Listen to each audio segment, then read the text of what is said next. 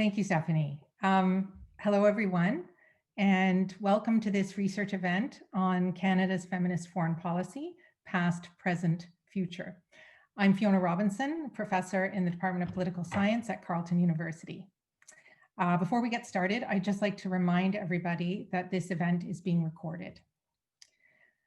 Although sadly we are not physically gathering on the Carleton campus today, I would like to begin by acknowledging that Carleton University is built on the unceded and traditional territory of the Algonquin Nation. I make this acknowledgement as a sign of recognition that we are guests on this territory and out of respect for the culture and language of its traditional custodians.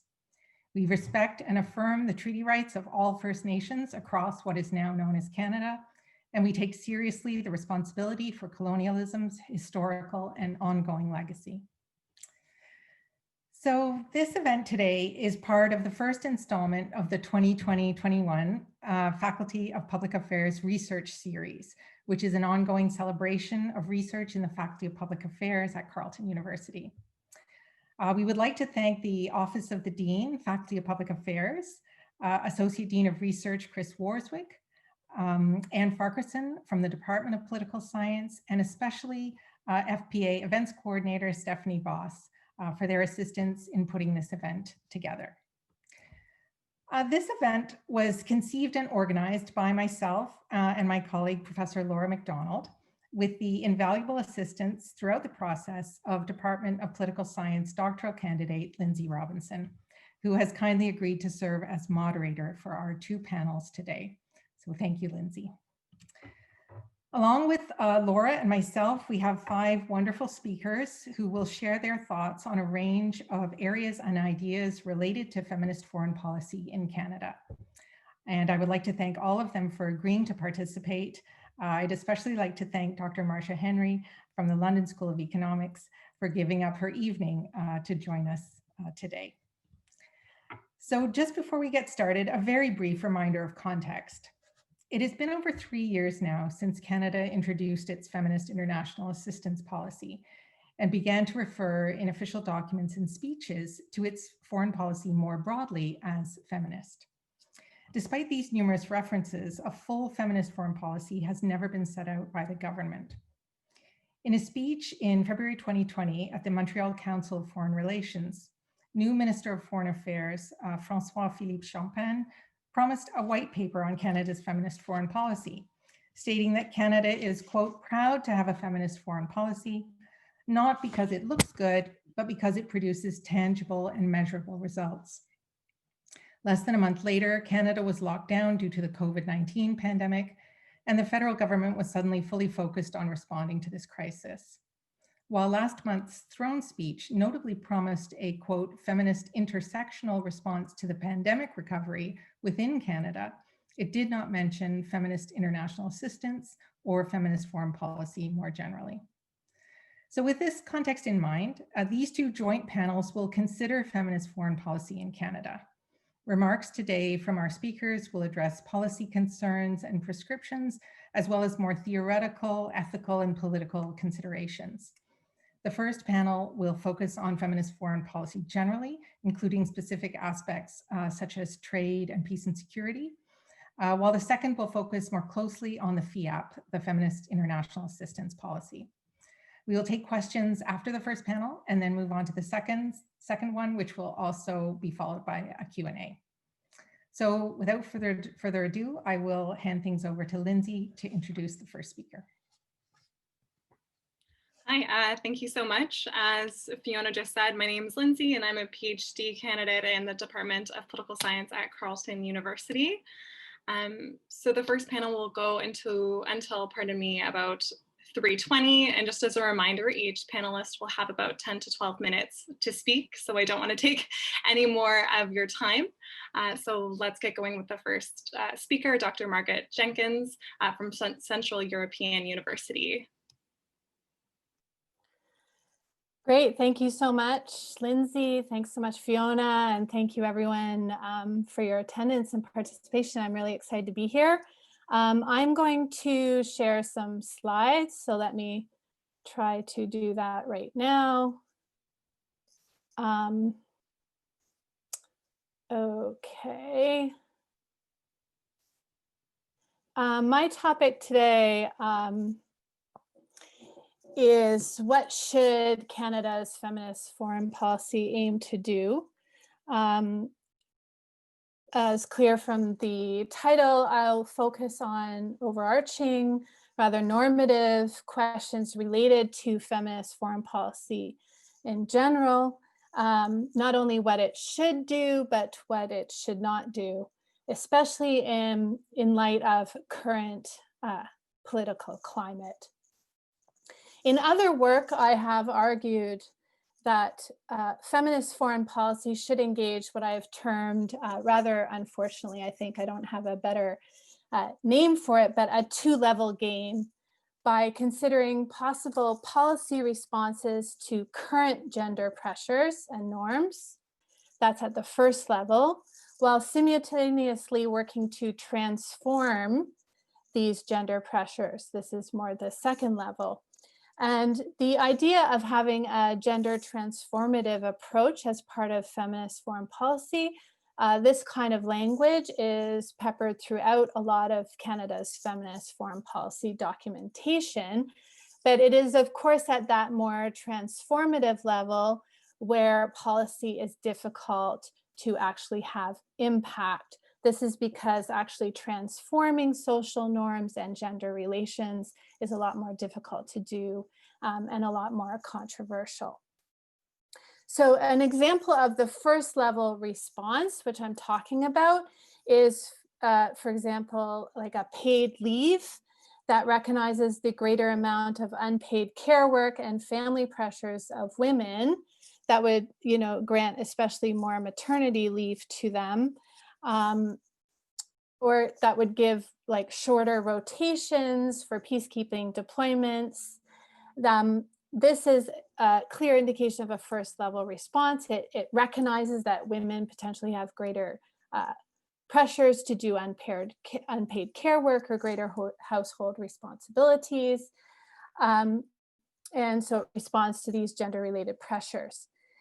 But as you can see, that if the policy just stays at this first level, it reproduces rather than transforms certain gender expectations.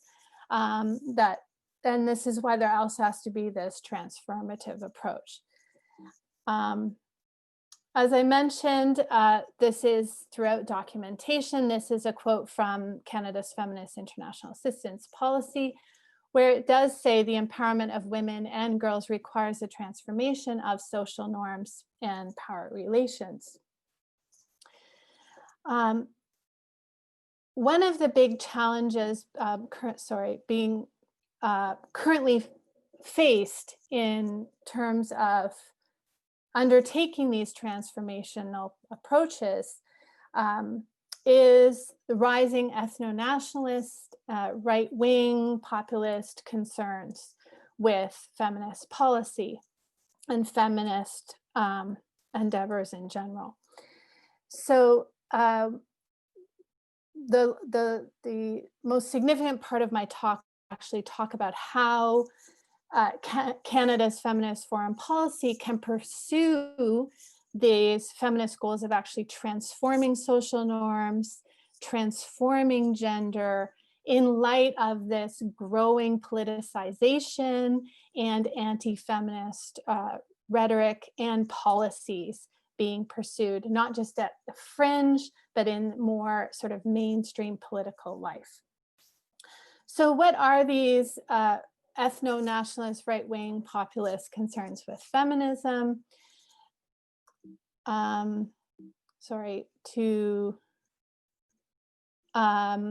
have a little list here.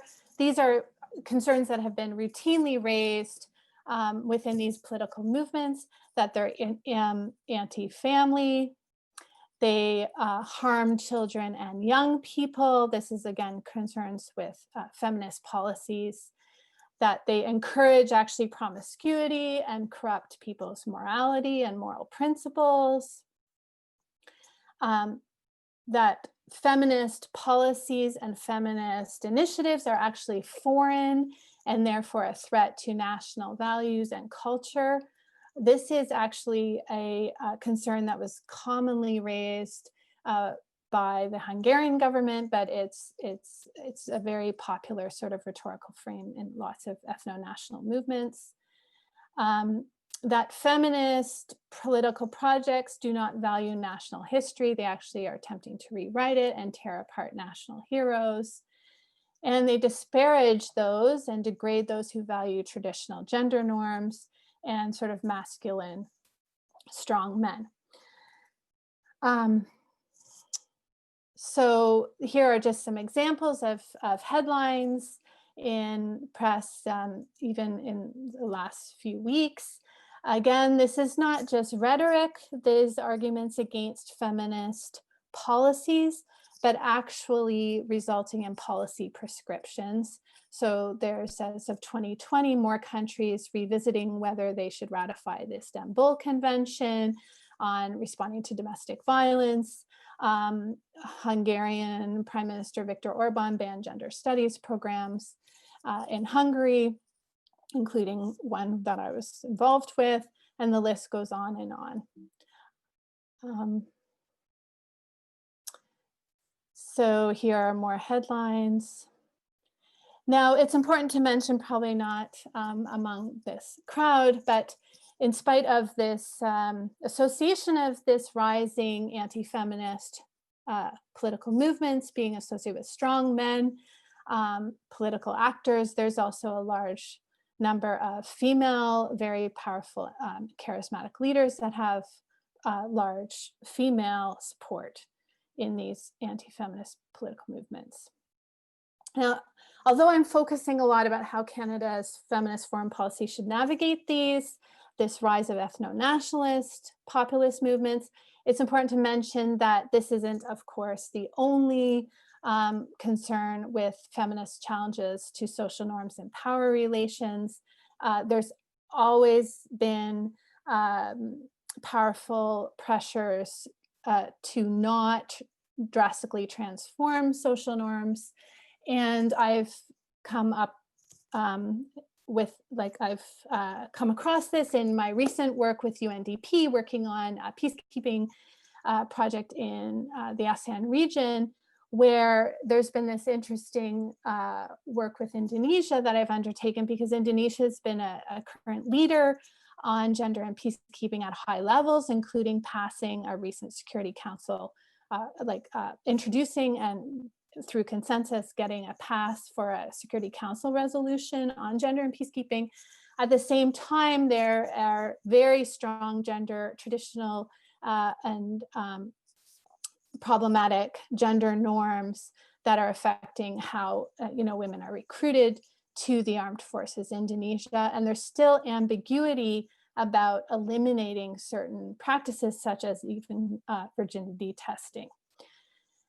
Now, so just because I know we're short on time, I want to get to, so how should, given this rising politicization of feminism versus anti-feminism, the rising anti-feminist movements, sort of the tribalism and rhetoric going on, countering feminist policy, how can a Canadian foreign policy navigate this and still get results in terms of transformation in this political climate? Well, first, given this politicization, I think we have to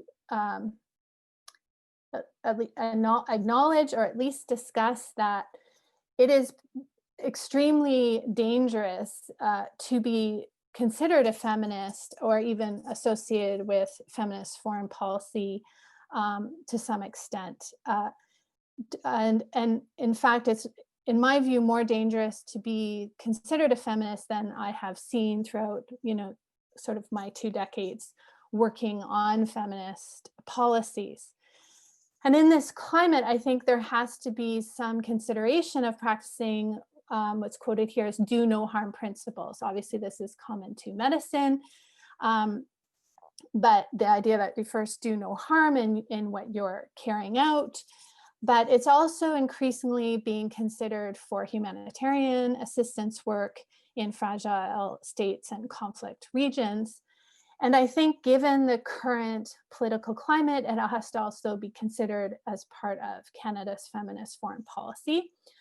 I had to engage this question in a small way in my role as a professor at Central European University, especially when I would invite guest speakers to my class.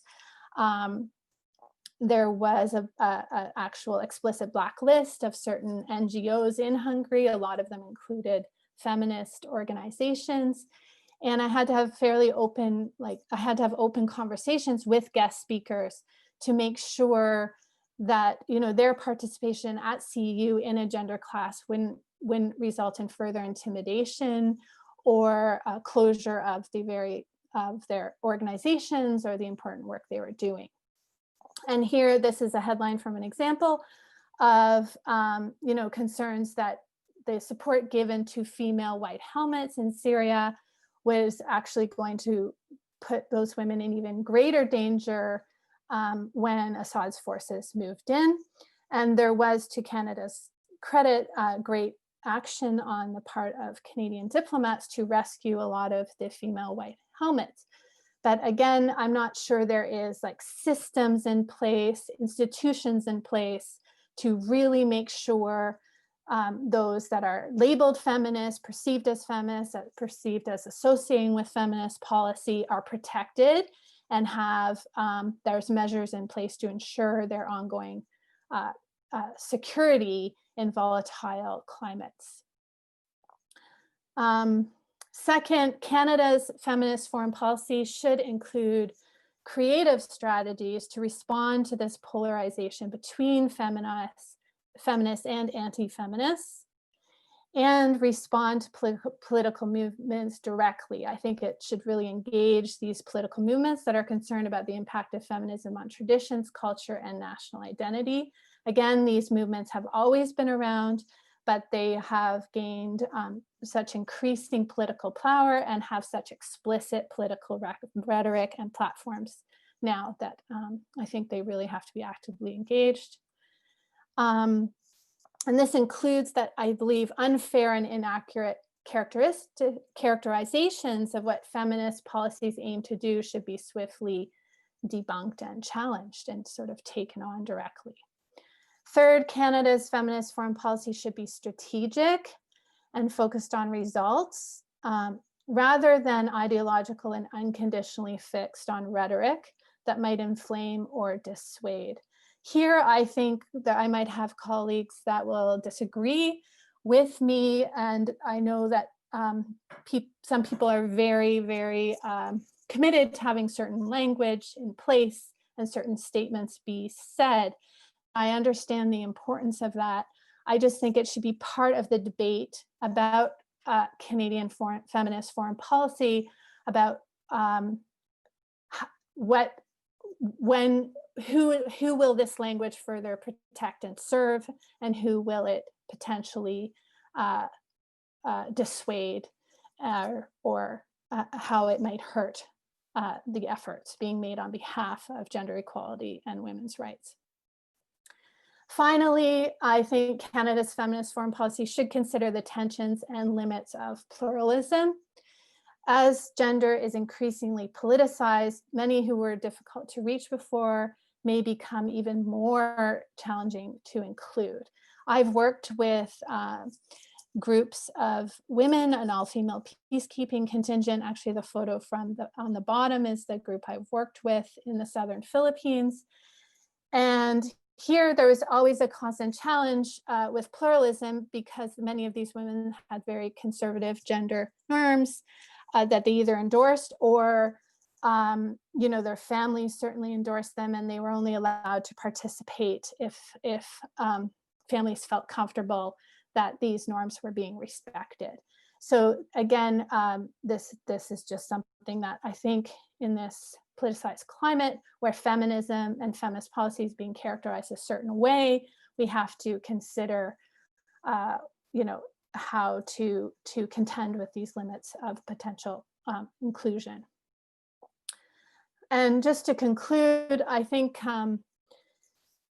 Canada's feminist foreign policy just needs to be very careful in the current climate, not to be outwitted and outmaneuvered by those who are actively working to demonize feminism to the possible detriment of women's rights and gender equality. Thank you very much. Thank you so much for that, Margaret. And now we have Dr. Laura McDonald from Carleton University. And I should say as well, just for panelists, I'll be typing individual messages for you to keep time. So if you're able to, just take a look at the private chat from me to you. Anyway, Laura. Thanks, Lindsay. I just want to check, can you hear me, Lindsay? Yes? Yes. Because my audio wasn't working earlier. Oh, good. Okay, here we go. I'm sharing my screen, I hope. So I'll just do that. Okay, so it's a pleasure to be here today. Thanks to everybody for attending. In my presentation, I want to discuss an aspect of a feminist foreign policy that tends to get less attention in the literature and in policy and advocacy work, which is the feminist approach to trade policy. And I think the pandemic has highlighted the urgency of the issues of paying attention to women and other marginalized groups in the global trading system. So the WTO reports that women account for 60 to 80% of the workforce in the global value chain for apparel, which has been severely affected by the pandemic. The large volume of order cancellations and the temporary closure of retail shops have buffeted the global garment industry, resulting in factory shutdowns in Bangladesh, Cambodia, Vietnam, and other countries. So the women who work in this industry are experiencing extreme forms of deprivation and insecurity as a result, not to mention the impact of being sent home from their workplaces into a domestic sphere, which may be less than safe.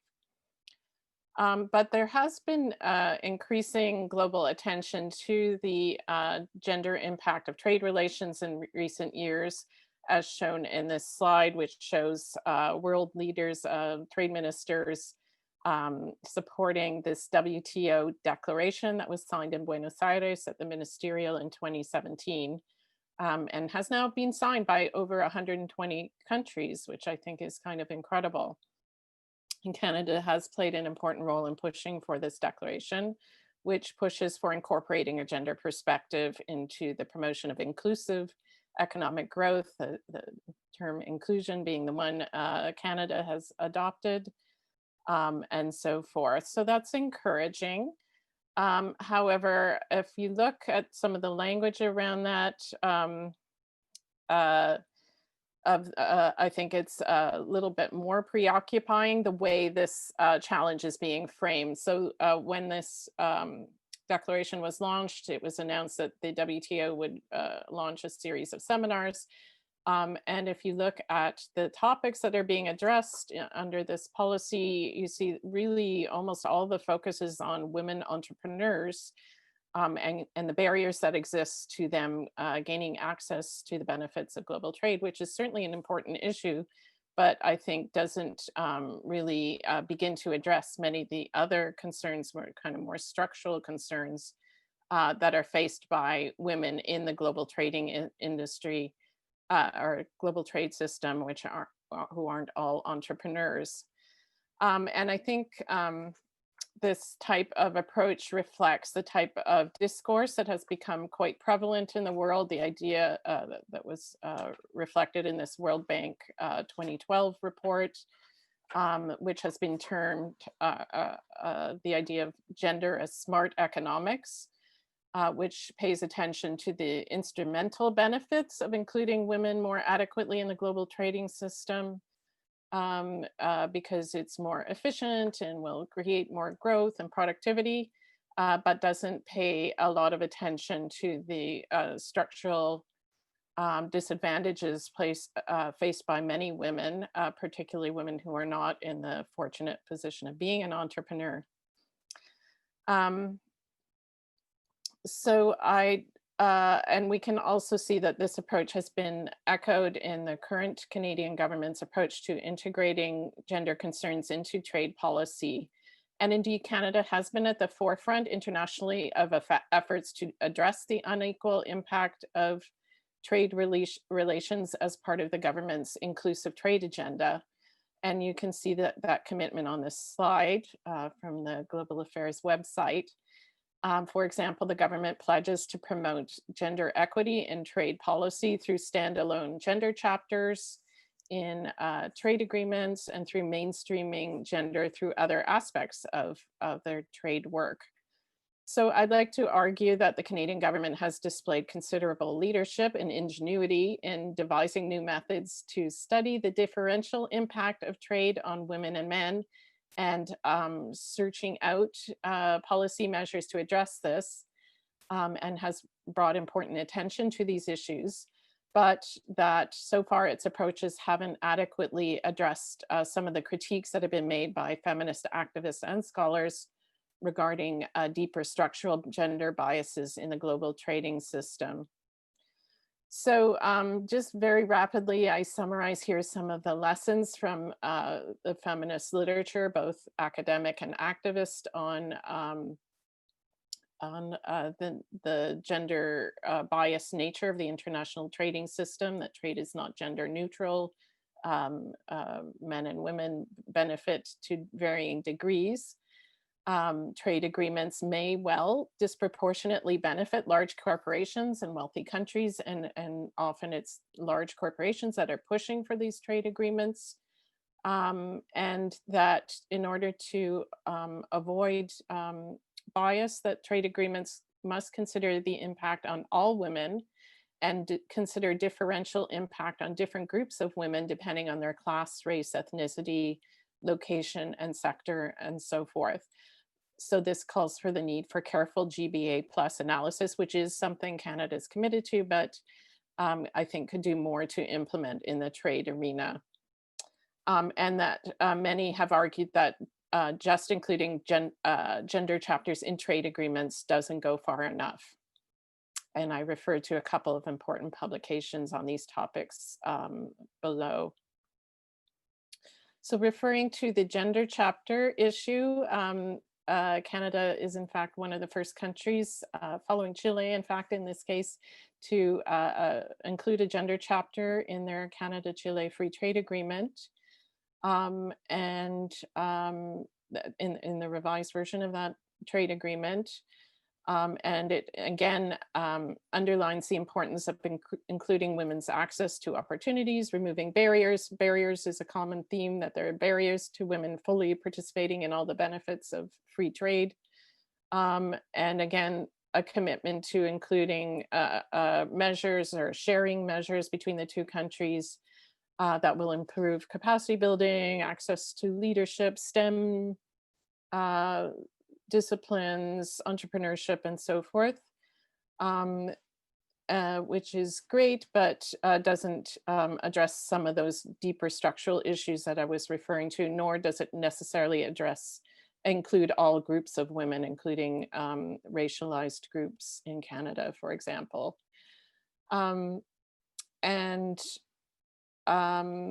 I should also note that this gender chapter, or these gender chapters in general, where they exist, normally don't have trade sanctions attached to them, unlike all other or most other measures that are included in trade agreements. So they don't really have teeth attached to them. They're sort of aspirational, but they're hard to enforce. So apart from these gender chapters, well, what happened with gender in other trade negotiations? Of course, Chrystia Freeland, at that time our trade minister, promised that she would push for the inclusion of a gender chapter and an Indigenous chapter in the renegotiated NAFTA agreement that eventually emerged as the USMCA or CUSMA. But that aspiration was crushed by the unwillingness of the Trump administration to consider including that. And even there was an attempt to include measures to prohibit discrimination against lesbian, gay, transgender, and other sexual minorities in workplaces in the labor agreement, and that too was limited, severely limited by Republicans in Congress who refused to sign on to that, or at least to have it apply to the United States, which kind of vitiated the element. So currently, Canada is in talks with Mercosur, the South American trading bloc. I might note that one of the strongest economy in Mercosur is Brazil, which is currently led, as Margaret alluded to, by Jair Bolsonaro, a prominent example of right-wing populism, racist, sexist, and et cetera. So this to me is somewhat concerning. But looking at what the government is trying to do there, the government is talking about including gender provisions both in the gender chapter and trying to mainstream it to other parts of the agreement, which is positive. However, the literature that government has put out in terms of how they are looking at the agreement, I think, is somewhat concerning.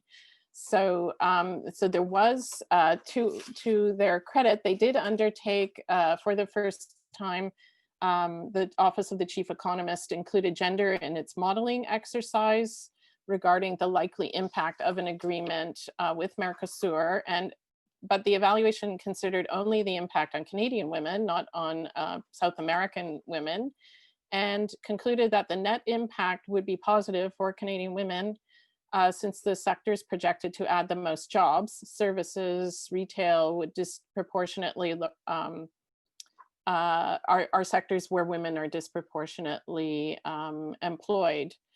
And so while this analysis did respond to women's groups' demands for gender disaggregated analysis prior to trade agreements being signed, which is great, it also shows, I think, some of the limitations of this approach.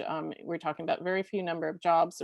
We're not looking at other aspects of the trade agreement that women have raised concerns about, including, for example, investor trade settlement, dispute settlement, procurement, the possible impact on provision of services, and so forth. So I'll just conclude by saying that while I think the government has made some important efforts and has really been a global leader in this field, I think we can do more, and we need to find new ways of addressing the impacts of trade and trade agreements on diverse groups of women, both inside and outside of Canada. And insofar as energy and resources are being focused on boosting relatively privileged women, those efforts may do little to address deeply entrenched inequalities between different groups of women. So specifically about the policy approach adopted to date, I think there's an effort to there's a commitment, underlying commitment to the idea that signing more trade agreements based on the sort of NAFTA or CETA, the European Trade Agreement model, is good and it will benefit most people, and we just need to overcome those barriers that might exist for specific groups of women who aren't benefiting, especially entrepreneurs. There's an attempt to do GBA plus analysis, but there's really, when you look at the analysis, it's not really deeply intersectional. It doesn't show yet intersectional analysis on diverse groups of women, just gender binary between men and women, and not looking at different class factors or race and ethnicity and how that affects how women are affected by trade relations.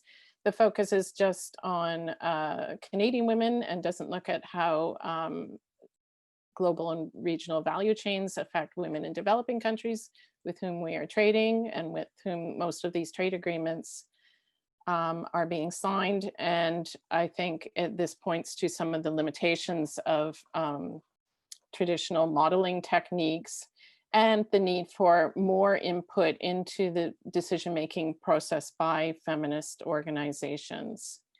So I'm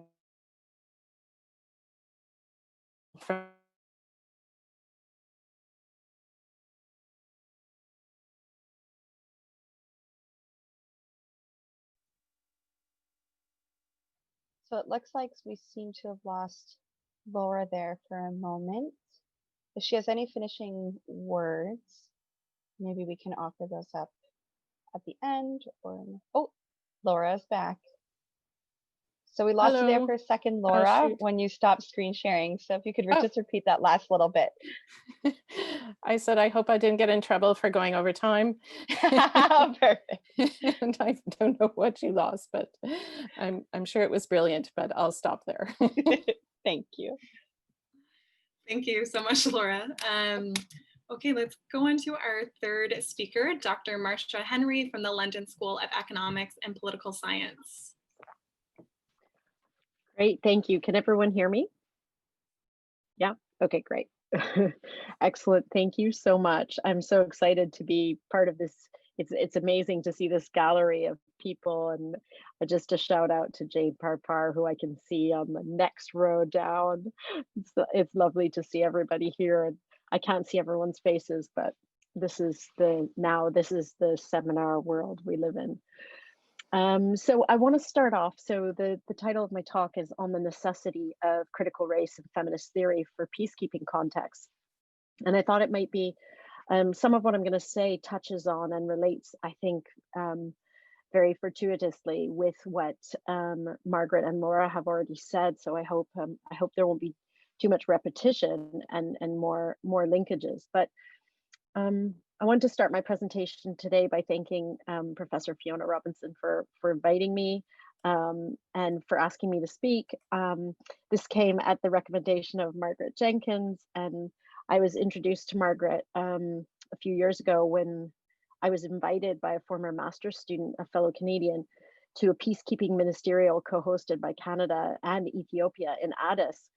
And I was fortunate to forge links with a range of committed individuals working on behalf of Canadians in international aid and development. And so for me, this is another welcome opportunity to continue my conversations with those interested in peace and security issues in academia and government in Canada. So I wanted to discuss through 3 examples from the Canadian context why I think it's important for us to draw upon critical theories in order to challenge the ways in which governmental commitments continue to paradoxically maintain historical, global, and gender inequalities in the context of United Nations peacekeeping policies, programs, and practices. So while I focus on some practical examples of policies, initiatives, and I don't talk about this in detail, but the kinds of peacekeeping pledges that are made, I'm not making arguments for sort of reforming feminist foreign policy, but instead provoking further discussion about why it's important and frankly a necessity to use critical feminist and race theories in everyday conversations about governance. So the first example comes from 2017, and quite a few people have already sort of mentioned Chrystia Freeland's statement. So in 2017, the then Honorable Minister of Foreign Affairs stated, and I'm paraphrase part of what she said because I'm not going to read her whole entire statement, but she says, "It is worth reminding ourselves why we step up, why we devote time and resources to foreign policy, trade, defense, and development. Canadians are safer and more prosperous when more of the world shares our values. Those values include feminism and the promotion of the rights of women and girls.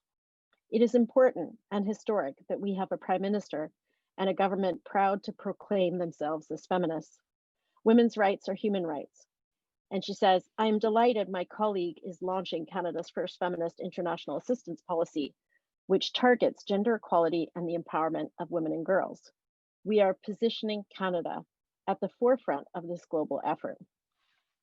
This is a matter of basic justice and also basic economics. She says, finally, we know that empowering women overseas and here at home makes families and countries more prosperous. So the Feminist International Assistance Policy, which we heard a little bit about already, was heralded by a range of feminist advocates across the globe, and in particular welcomed by feminist foreign policy founder, well, this is contested, but feminist foreign policy founder Margaret Wallström from Sweden, and those in the Women, Peace and Security Unit of the Foreign and Commonwealth Office in the UK, spurred on by the work of William Hague and Angelina Jolie to strengthen Britain's role in putting issues of sexual violence and conflict onto the global agenda. Less vocal and obvious supporters emerged from Australia, the USA, Netherlands, and Norway, partly as a result of Canada's bold declarations. While this all seems relatively benign and positive for the global agenda for women's rights, from the outset, there were noticeable absences and silences that left many academics perplexed. The language of the Foreign International Assistance Policy reflected the fairly typical outward-facing foreign policy approaches evident in most global North countries and their Women, Peace and Security National Action Plans. Critical race theorists might argue that this particular position and outlook on foreign aid and assistance paradoxically reproduces gender and geopolitical inequalities, what I refer to drawing on the work of Shireen Razik as the global color line. And I will come back to this, this when talking in a moment about female peacekeepers.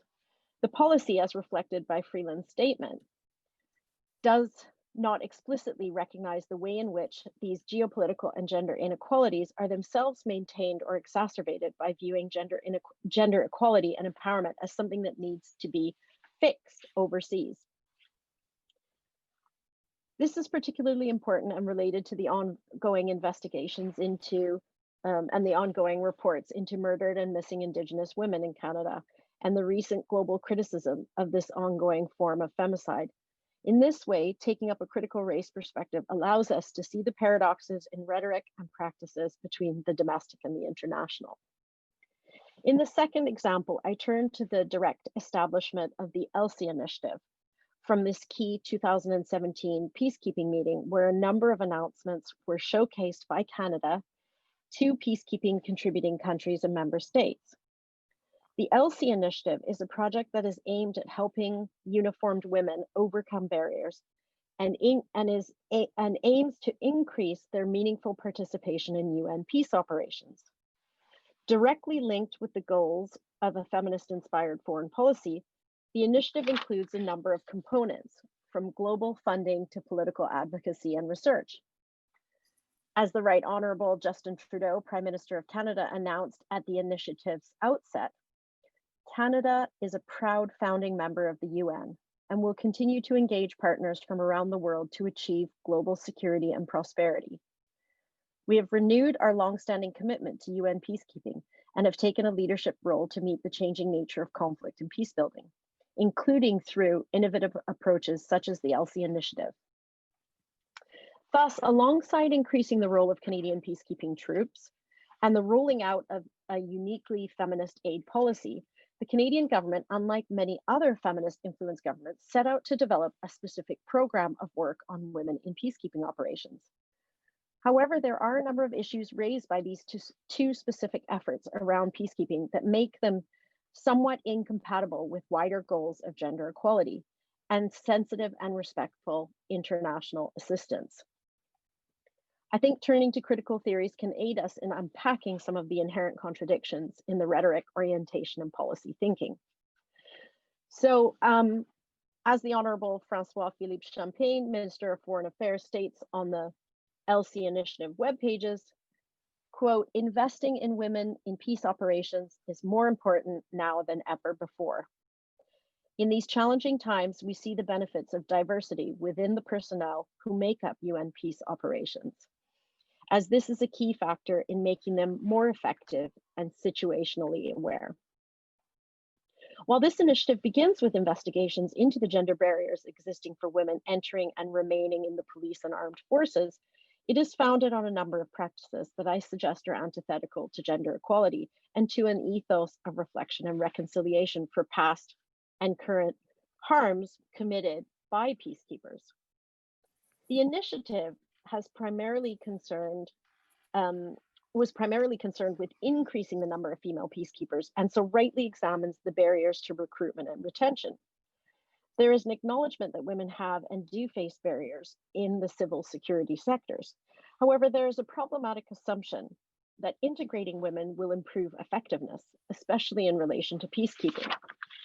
The premise of increased effectiveness and arguments that scholars like Nina Velan have been working on.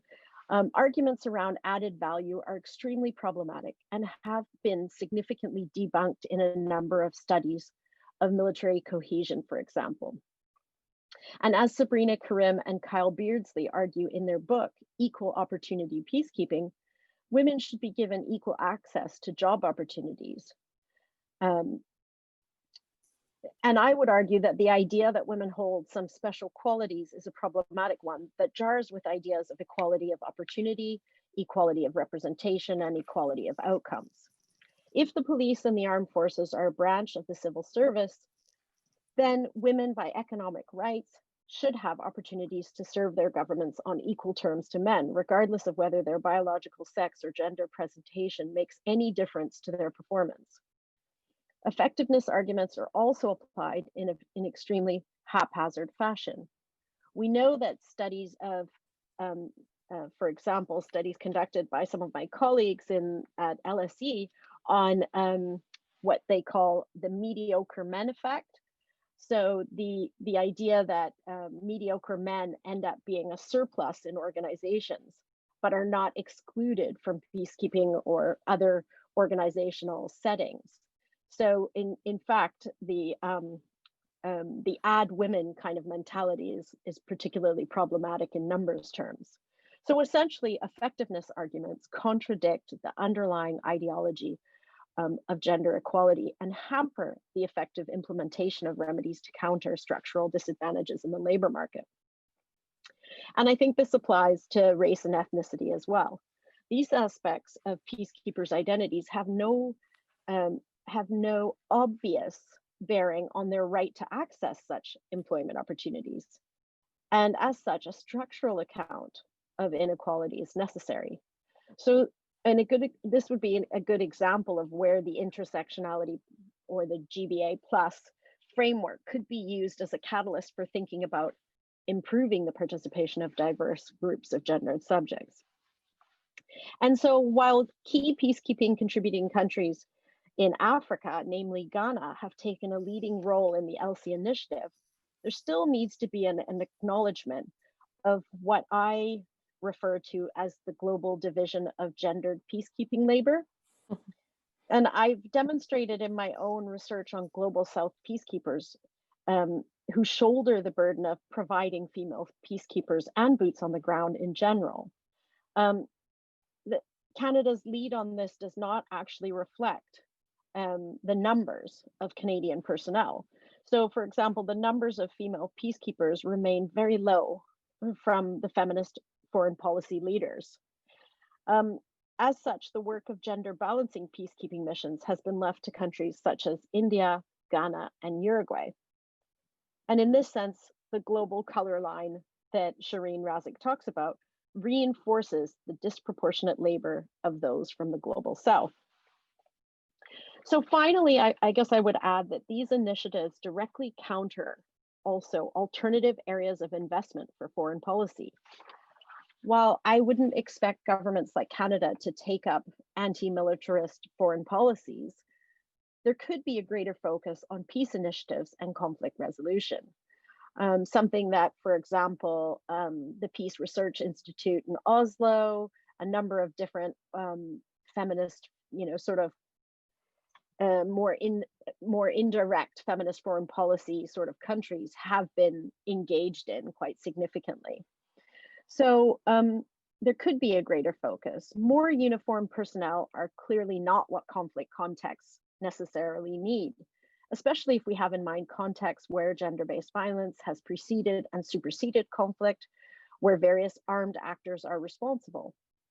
Sending experts in reconciliation and conflict resolution, self-determination, and First Nations practices of self-governance could be the basis of sharing knowledge in peacekeeping contexts.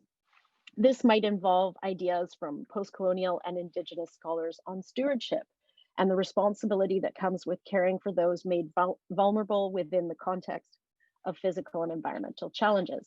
And I think this would be good in representational terms too. At the ministerial meeting in Addis, I mentioned at the beginning, there was no obvious representation in the Canadian delegation from Indigenous communities. And I think if peacekeeping is to foster peace and security for all, then it will need to take into account the existing gender and racial inequalities already prevalent in the Canadian context. So these are just some of the sort of initial thoughts that I have about the necessity of some feminist theories and some critical race theories. And I thank you for allowing me to share some of these perspectives with you. And I'm sorry that it's so dark up here. I just don't have the right lighting for evening meetings, but it's really no sacrifice at all to be here. So I'm so happy that I was included in this today, and thank you for listening. Thank you so much, Marcia. That was great. And we'll go to our final speaker for the first panel. So Beth Warniuk, and she's the policy lead at the Equality Fund. Thanks very much, Lindsay. I'm also going to try to share my screen. I thought I was going to try to share my screen. Is that working? Do you see it? I don't see it on my screen. Okay, let me, sorry about this. We did this worked before.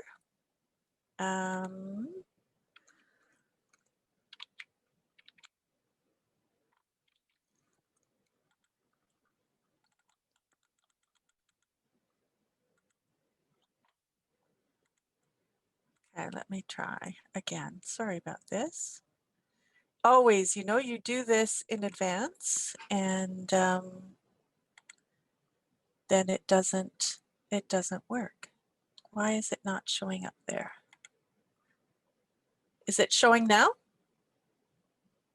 No, not yet. It should just be the button, I think, at the bottom of the screen that says share screen, yeah?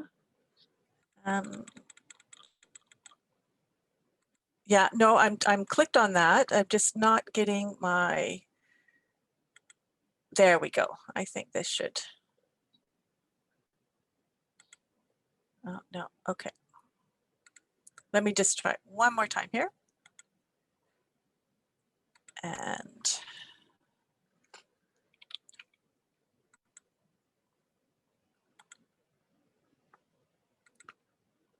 there we should, that should work. Is that working now? Yes, perfect. Okay, apologies for the delay. Thank you so much to Laura and Fiona for inviting me to participate. I'd too like to acknowledge that I'm coming to you from unceded Algonquin territory. I'd like to start with a tale of two launches, two moments in time. The first Women, Peace and Security NAP by Canada was launched in 2010. This was done in New York City by press release with very little attention. There was no document to be found. There was no participation from civil society. We found out via the press release that Canada actually had a national action plan. And I'd like to contrast that with the launch of the second National Action Plan in 2017, 7 years later. There was a packed room with a keynote address from Chrystia Freeland, who was the then foreign minister, and a panel that included 2 ministers and 2 representatives of civil society. So I think this is a really important example that highlights the title of this overall seminar, that in considering Canada's feminist foreign policy, it's really important to look back as well as forward. So that the title is very apt. I'm a bit of an odd duck out on this panel today, so I'd like to just give you a little bit of background. I think it's very brave of the organizers to invite a non-academic on, because I'm sure many of us coming from civil society have a different perspective. I work with the Equality Fund, a relatively new organization based here in Canada, but I also chair the Women, Peace and Security Network Canada, and have been involved in women, peace and security issues for a number of decades here. But despite these official links, I would really like to stress that the views presented on this panel today are mine and do not necessarily represent either organization. I really struggled a lot trying to figure out what to talk about today.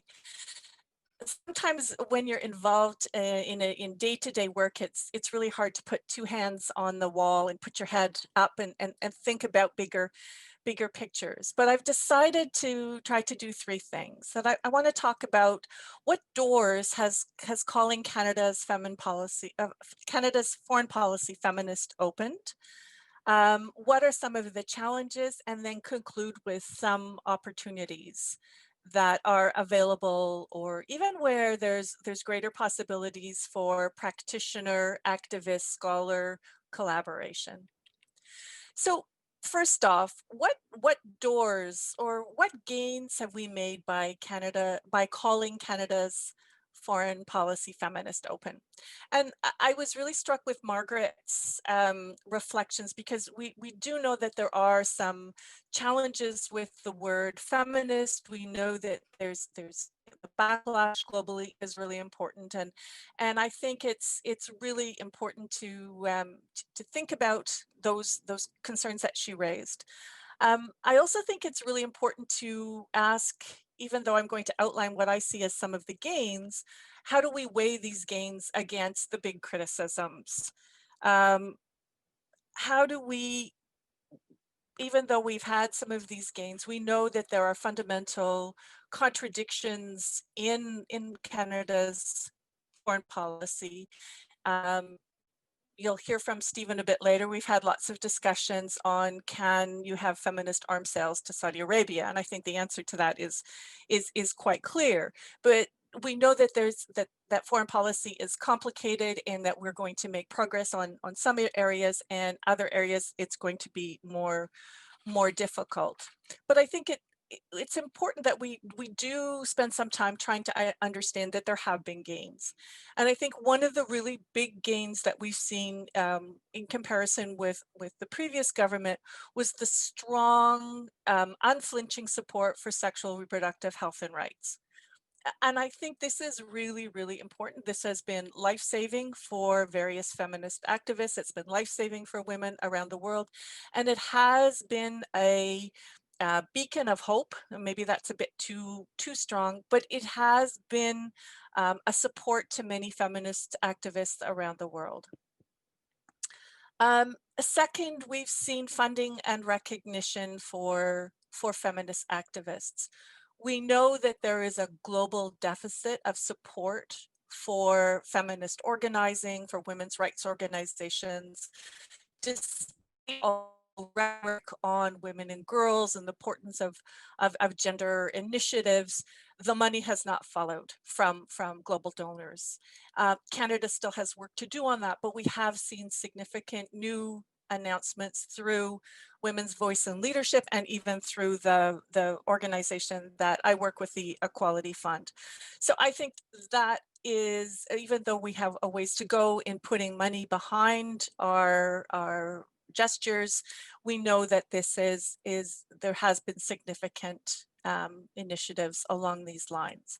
I think we're starting to see the inclusion of LGBTQ issues and rights and support for LGBTQI rights defenders. I know Stephen's going to talk about this in the next panel. There's lots of work to be done, but certainly if we compare it, the momentum is going in the right opportunity. I think one of the other things that we've seen is that having an explicit label of feminism has enabled us as activists to raise issues and call for attention, call for investments, and call for action. So the photo that you see here is with Chrystia Freeland and Christine An, who's one of the activists on bringing peace to the Korean Peninsula. And I think this is a really interesting example because in late 2017, the Canadian government announced it was going to co-host a summit with the United States on Korea's. A number of organizations here in Canada went to the Canadian government and said, well, you have a national action plan on women, peace, and security. How are you going to hold this summit with and not involve women and not bring women peace builders to this table? The government did mobilize, and then even though there weren't women at that formal summit, they did financially support a meeting of women peace builders from North and South Korea and from various other countries who have been involved in this to raise this issue, and they were able to have a discussion with Chrystia Freeland. That's not the kind of step forward we have been able to achieve in the past. So being able to appeal to Canada's foreign policy has been really, really important in this area. But of course, there are lots and lots of challenges. And I was thinking that one way to try to understand some of the challenges facing look to define and implement Canada's feminist foreign policy, I thought it would be interesting for you to put yourself in the position of a newly appointed foreign affairs minister. So you have received your phone call from the Prime Minister and you have your mandate letter that says, well, you're supposed to move forward on the definition and the implementation of Canada's feminist foreign policy for Canada. So what do? Well, you have your Rolodex from your predecessor, and right at the top page of that Rolodex is the phone number of a prominent analyst here in Canada on foreign policy. And you know this guy, he appears on CBC all the time and often writes commentaries in the well, he must have something to tell me about feminist foreign policy. And you call him up and he says, well, frankly, Minister, this is rather a niche issue, and I'm sure that there are some insights to be had, but really, you know, feminist foreign policy, I really advise you not to go down that road because we have really big issues to deal with, like what are we doing about China? What are we doing about the Trump administration? So that doesn't help you very much. So what's your next step? Well, you need a definition. So what is a feminist foreign policy? So you ask your staff to do some research. And your staff comes back and they have 10, 12 different definitions for you of feminist foreign policy. And you realize that everyone is interpreting this in a different way. And you even find an article slipped into your briefing package that says that feminist IR theorists don't even agree on what feminist approaches to international relations include. Another staffer comes in with polling results and they tell you, well, you know, relatively 2/3 of Canadian women don't consider themselves feminist. And by the way, international affairs is not really a topic of concern to average Canadians while we're trying to move forward in the pandemic times. So you're kind of discouraged on what you're going to do about feminist foreign policy. So you turn to the briefing notes coming out of your department to look at what they're recommending in terms of diplomatic initiatives or new projects or initiatives, and you realize that the extent to which a gender-based analysis plus is being done within these documents, or even a feminist approach, is very, very weak or varied in terms of quality across these notes. And finally, what you do is you look at your calendar and you see that your time is being requested for many meetings from different lobbyists looking at Canadian corporations operating abroad, and they all want to meet with you to talk about how Canada's foreign policy should serve their corporate interests. So maybe I'm being a bit flip, but I think that it's really important to try to understand how policy is made, and some of the different pressures and challenges even that are being faced when we go to define a feminist foreign policy. As civil society organizations, we're constantly looking to balance this big picture, the big picture vision of goals of where we should be at, or what kind of world we'd like to live in, with what is achievable now within this context, and what is the next link in the chain. And hopefully, as activists, we manage this dialectic successfully. But it is a challenge, and one, I think, frankly, that's often misunderstood by many academics, but one that we constantly wrestle with, of how to move forward. So finally, what are some of the opportunities? I think there are a lot of research needs that we have as activists that would be really helpful if you have graduate students that are looking for something to look at. One of the first ones is to follow the money. Would be really helpful to go beyond what's stated in official reports to get a better sense of where and how development assistance money is being spent. This could be within a particular program, or looking at assessing the quality of the gender marker, which is a really important accountability tool in the Feminist International Assistance Policy. It would be really helpful to look at training and capacity building within Global Affairs Canada. What are the actual training courses? What do they look like? How many people are being trained? What are people being told is a feminist approach to diplomacy, or a feminist approach to disarmament? That would be really, really helpful to know more about that. Global Affairs Canada says that it is involved in feminist evaluation. Well, how are they interpreting that, and what could we do to strengthen it? And I think it's also really important to look beyond just global affairs, because we know that foreign policy is more than just what is happening at global affairs.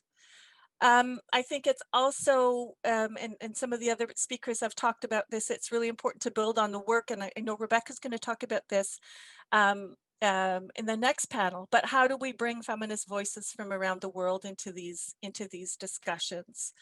And as Marcia was just talking about, we have the start of discussions on linking issues within Canada to international, and surely this is a really, really important element in the in a feminist approach, that we have a consistency and a coherence between how we approach feminist issues in Canada and how we do it in our foreign policy.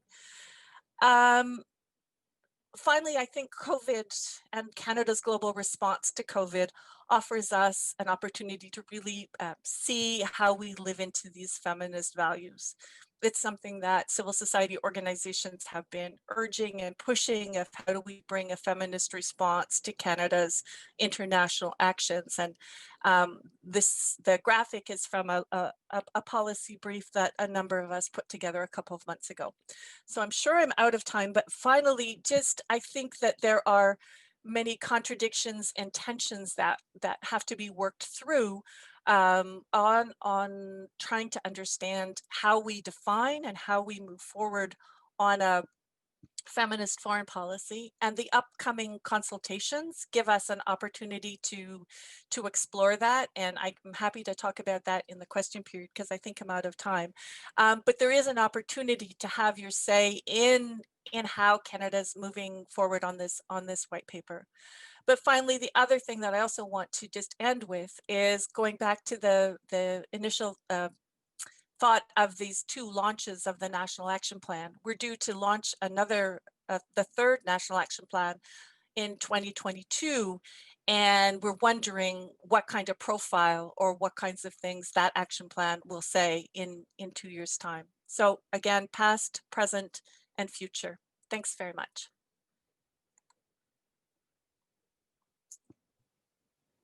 Great, thank you so much. I'm typing this as well, but we'll open it up for questions for maybe about 15 minutes, hopefully, giving us enough time for the next panel. The way it's going to work is if people have questions, please type it into the chat box. I will read out your questions to our panelists. We'll take about 2 to 3 maybe at a time just to give people a chance to respond without being overloaded. So if you have any questions, please, begin typing them below in our chat or to the side in our chat.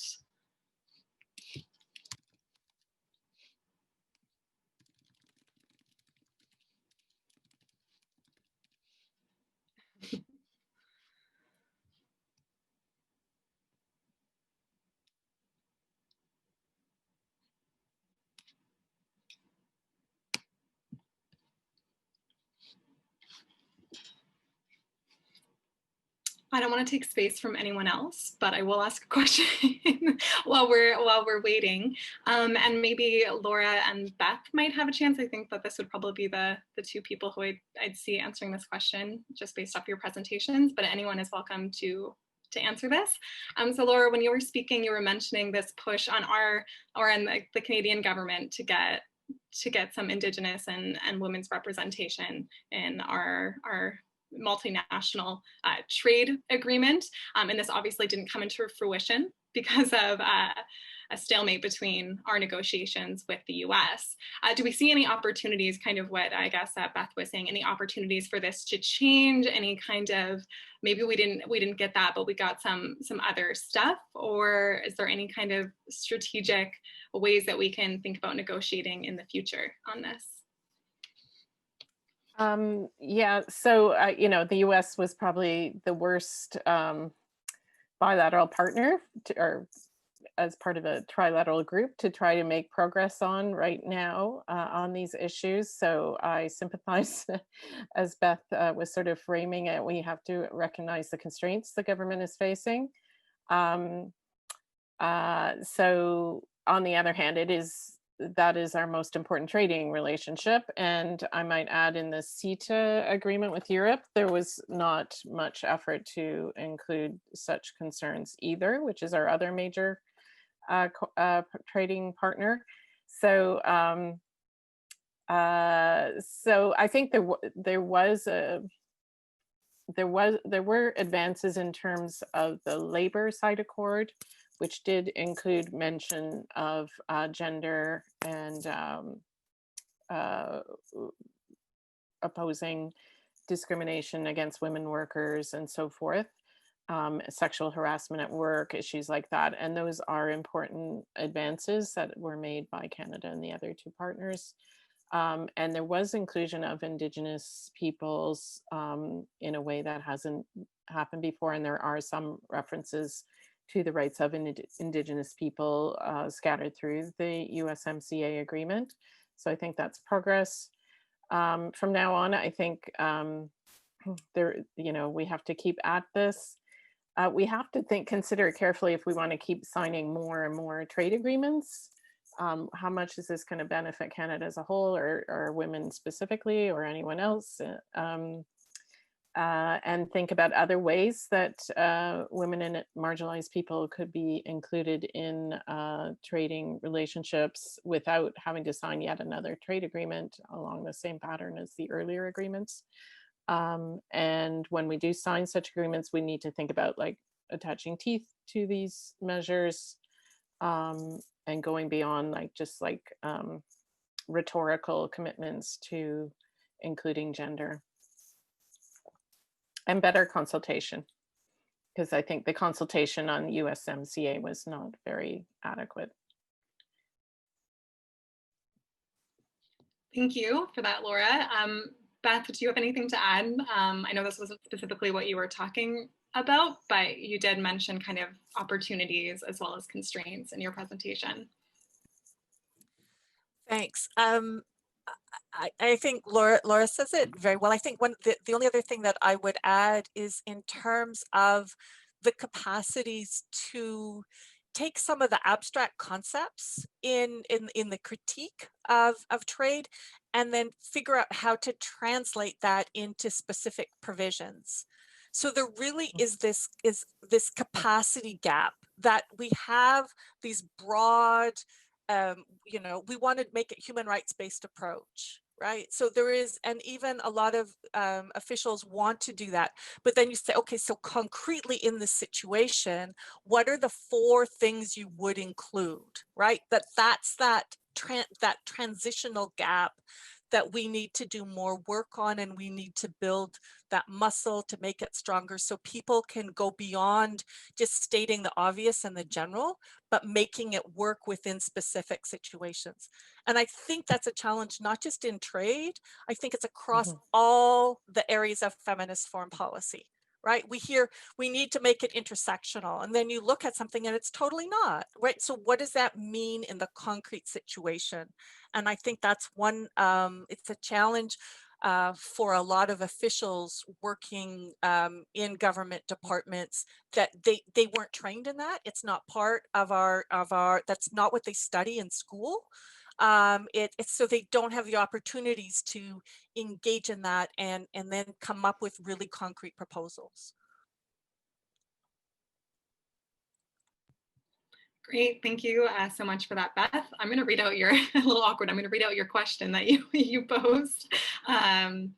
So Beth writes, she totally agrees with the importance of taking the anti-gender movement seriously, and this is posed to Margaret. What advice, Margaret, do you have on framing within a feminist foreign policy? So that's one question, and I'll just read out the other one from Caroline, or Carolyn, pardon me if I mispronounced. She says, thank you so much for the great presentations. Both Laura and Marcia mentioned the effectiveness arguments that are being employed with regards to feminist foreign policy and the inclusion of women. How can we counter these in an attempt to truly transform how foreign policy is thought of and made? So perhaps I'll give Margaret a chance to respond to Beth first, and then we can let Marcia go, and then Laura. So thank you so much for that, Lindsay, and for the question, Beth. You know, I'm going to be that annoying person that just raises the difficult questions for that I think just need to be taking up more airtime, actually, when we talk about, you know, there's this, when I came back from Europe, I was invited to the talk on promoting democracy abroad. I was fresh out of Budapest, fresh out of this attack on, you know, what I taught there. And I arrived onto Wellington Street on this discussion of promoting democracy abroad. And I felt like I was back, you know, in the 1990s or 2000s. I didn't think there was this recognition to this really growing, you know, anti-feminist, you know, political movement. So I am just raising that as something that I really would like more discussion to, and how do we engage that strategically? I have a few thoughts just from, you know, trying to think about it. First, I think many of you are really concerned with, you know, what I do see as sort of the tribalism and the identity politics of like the feminists and the anti-feminists that's being sort of fomented. I think I'm concerned about this because what I think it does is it distracts from the substantive issues that we should be talking about. So, you know, we get into being surprised and astonished and calling people names. You know, last week Trump tweeted that he's appalled and he's going to reverse the decision right away for the US Navy SEALs to change, to make their language more gender neutral, you know. And so then the feminists are, you know, it just goes back and forth and back and forth. So I really am concerned about this because it's so distracting. And what I'd like is to focus on the issues and the people and what has to happen for people's lives, and to address suffering and just to find common ground, and take it away from these triggers that just bring out this kind of tribal dynamic that is unhelpful by these two camps, you know. And that's why I talk about also, I think we just have to actively debunk characterizations of what feminist policies are trying to do. So some of these that are more familiar, you know, when you're sort of elsewhere than potentially living in Canada, but you know, they have to be actively debunked. And also just, I think, speak to some of these concerns, and that includes within our diplomatic corps. So I think in things like when we talk about US as a trading partner in the trading negotiations, that has part of feminist foreign policy will be preemptively talking and building that trust in that relationship as a diplomat to engage this anti-feminist pressure that those like working in the Trump administration have to align with often, you know. So this has to be part of like dealing with this directly, I think has to be part of Canada's feminist foreign policy. Those are just some thoughts, though. It's a very, very difficult. But like I said, at the end of my talk, we're up against very charismatic, very smart anti-feminist movements. And that's the first thing to recognize too, because they're often sort of thought of as like not sophisticated. Yeah. Thank you. So let's take it to Marcia next. And I'll ask anyone if they have any final questions to type it out now as well. Okay, great. Thank you. I mean, I think the question about effectiveness is I'm not really sure how to shift it, because it really is such a long-standing sort of obsession. And I think it's, like Margaret said, it's also a massive distraction from, you know, actually transforming military and police cultures, for example. Or if you think about the kind of movements to defund and dismantle the police that have been so prevalent in a number of places, there's absolutely no sort of conversations across those. But the problem with the effectiveness arguments is that even in contexts like Norway, where you have the introduction of sort of what has kind of been termed a gender equal conscription. So you have this, we're gender equal societies, so both men and women have to do this compulsory military service. And even in those contexts, like Norway, there is a very strong commitment from femocrats and from military leaders that effectiveness is the only argument that will, you know, that will compel military personnel to accept and include female military personnel or police personnel. So there's still a fundamental belief that these security sectors are sort of the natural property of men, even when men are not performing very effectively in those roles. Yeah, and I think that there has been a significant shift between, the last thing I'll say is, between what is considered operational effectiveness, which is generally much more about military technologies and police technologies being able to, you know, organize logistics and so on, to this idea of effectiveness as sort of having an impact, like the sort of Hearts and Minds campaign that Tony Blair sort of inspired in the UK. That kind of much more of a intersection between security and development. or security and humanitarian assistance. That's been, I think, quite the sort of background to the effectiveness arguments. So I'm not really sure. I look to all of you to tell me what I could do in my arguments for, you know, really challenging the stickiness of the effectiveness arguments. Great, thank you for that. Laura, you were also posed this question, so if you would like, you can finish up our question and answer period for this panel. I just got a message from Maggie, hi Maggie, that she'll wait to ask this question in the next panel since Fiona is talking about care. So Laura, if you have anything to finish on. Yeah, I was going to say Fiona will address the care ethic perspective, thankfully. So in terms of effectiveness, yes, I think there are various ways to go about it. Like I don't think we need to say that including women in bidding opportunities is a bad idea, or disagree with the idea that it is smart economics to include women. It's kind of an obvious point, but we can say that, and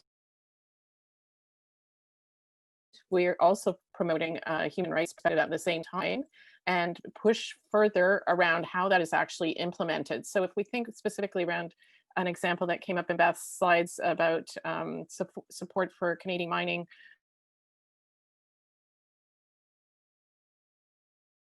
operating in widespread human rights abuses, you know, why is the government supporting these companies? Does it really benefit Canadians as a group to support one kind of rogue company engaged in these offensive actions, or why are we selling arms to Saudi Arabia? You know, it benefits one company, you know, there's some jobs involved, but in terms of the overall benefits to the Canadian economy, they're minimal, or in the case of mining, I think almost non-existent. Like there's very limited benefits to the average Canadian.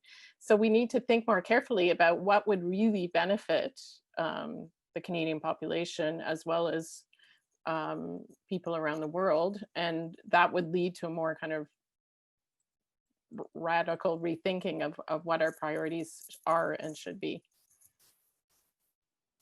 That's my quick answer. Thank you, Laura.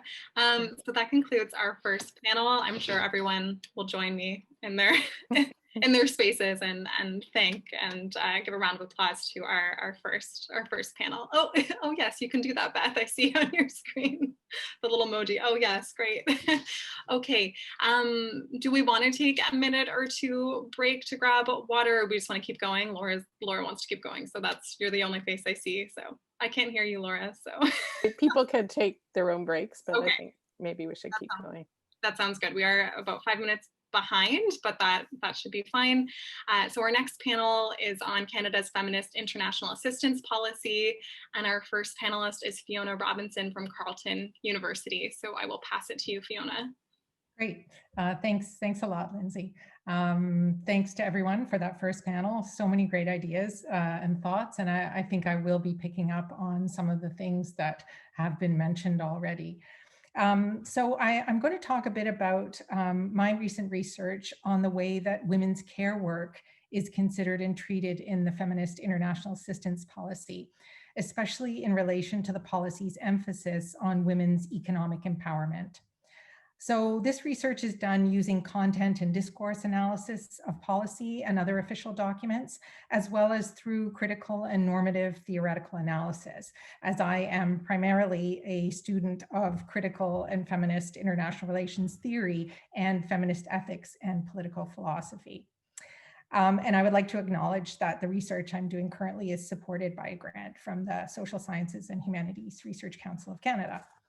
So specifically, what I want to say today, and the claim that I want to make, is that although there is a reference in the policy to women's, quote, heavy burden of unpaid work, because of the equation of individual economic empowerment with feminism in the FEAP, there are no conceptual or normative spaces that exist currently for addressing this contradiction or for finding real or lasting solutions to it. Now, one effect of the current pandemic has been really to bring into clear focus the gendered nature of care work globally and the dire consequences for women and societies in general of not taking seriously questions regarding the giving and receiving of care. So in the policy, women of the Global South are described throughout as, quote, the poorest and the most vulnerable. They are marginalized, at risk, and their voices and interests are too often ignored. So these are quotes from the FIAP. But women are also described as, quote, powerful agents of change, drivers of stronger economic growth, able to encourage greater peace and cooperation, and improve the, quote, quality of life for their families and their communities. As Laura said, the FIAP is driven by a logic of gender equality as smart economics. The document states that economically empowered women are said to, quote, raise healthier and better educated children. So they are doing it all. They are getting economically empowered, but they're also going to save the world by raising healthier and better educated children. Their selflessness is praised too, as it is noted that, quote, compared to men, they spend a greater proportion of their income on their families. Women are thus responsibilized in the policy, constructed as selfless and financially prudent, specially equipped through a kind of feminine resilience to solve problems, clean up messes, and dig communities out of poverty. The emphasis on economic empowerment resonates with what philosopher Serene Cotter calls independence individualism, a type of individualism which reduces feminism to respect for individual women's personhood and takes economic independence and freedom from traditional attachments to be requirements for such respect. The FIAP emphasizes the importance of ensuring the, quote, full and equal participation of women as economic actors. While it does recognize that this means reducing their heavy burden of unpaid work, including childcare, there are really few details given on how this would be achieved. So the document states, and here's another quote, women and girls continue to perform the vast majority of care-related work, which can lead to lower incomes and limited economic opportunities. To address these challenges, Canada will support policy reforms, improve social protection, and shared responsibility for domestic and care work. So I just want to take a minute to say something about these suggestions, policy reforms, social protection, and shared responsibility for domestic and cared work. I think some things are notable. First, these so-called challenges seem to be treated here more like minor inconveniences rather than what I see as a deep contradiction in the policy. They seem to me at best to be kind of lacking teeth and possibly even incoherent in terms of the emphasis on social protections and social policies, may be incoherent when there is so much talk about economic growth and economic empowerment. So they're problematic in that way, but I think they're also potentially harmful and risk re-entrenching both gender and colonial hierarchies. So we might ask what kind of policy reforms would be supported and how would social protections be improved? These, I think, are worthy of much more discussion. In addition, I think we need to ask what the other proposed solution, which is, quote, supporting shared responsibility for domestic and care work, would actually entail. One wonders whether this would be accomplished by encouraging what Kate Bedford calls a heteronormative two-partner model of labor and love. Assuming that the Canadian state will be in a position to actually do this supporting, it still suggests that there are some masculinities performed by poor racialized men in the Global South that are unenlightened and thus in need of transformation. And I think this may not only reinscribe racial stereotypes and strain familial relations, but it may also bring costs that are borne to the women they are seeking to help, as they may face a backlash from families and communities for colluding with so-called Western norms of feminism.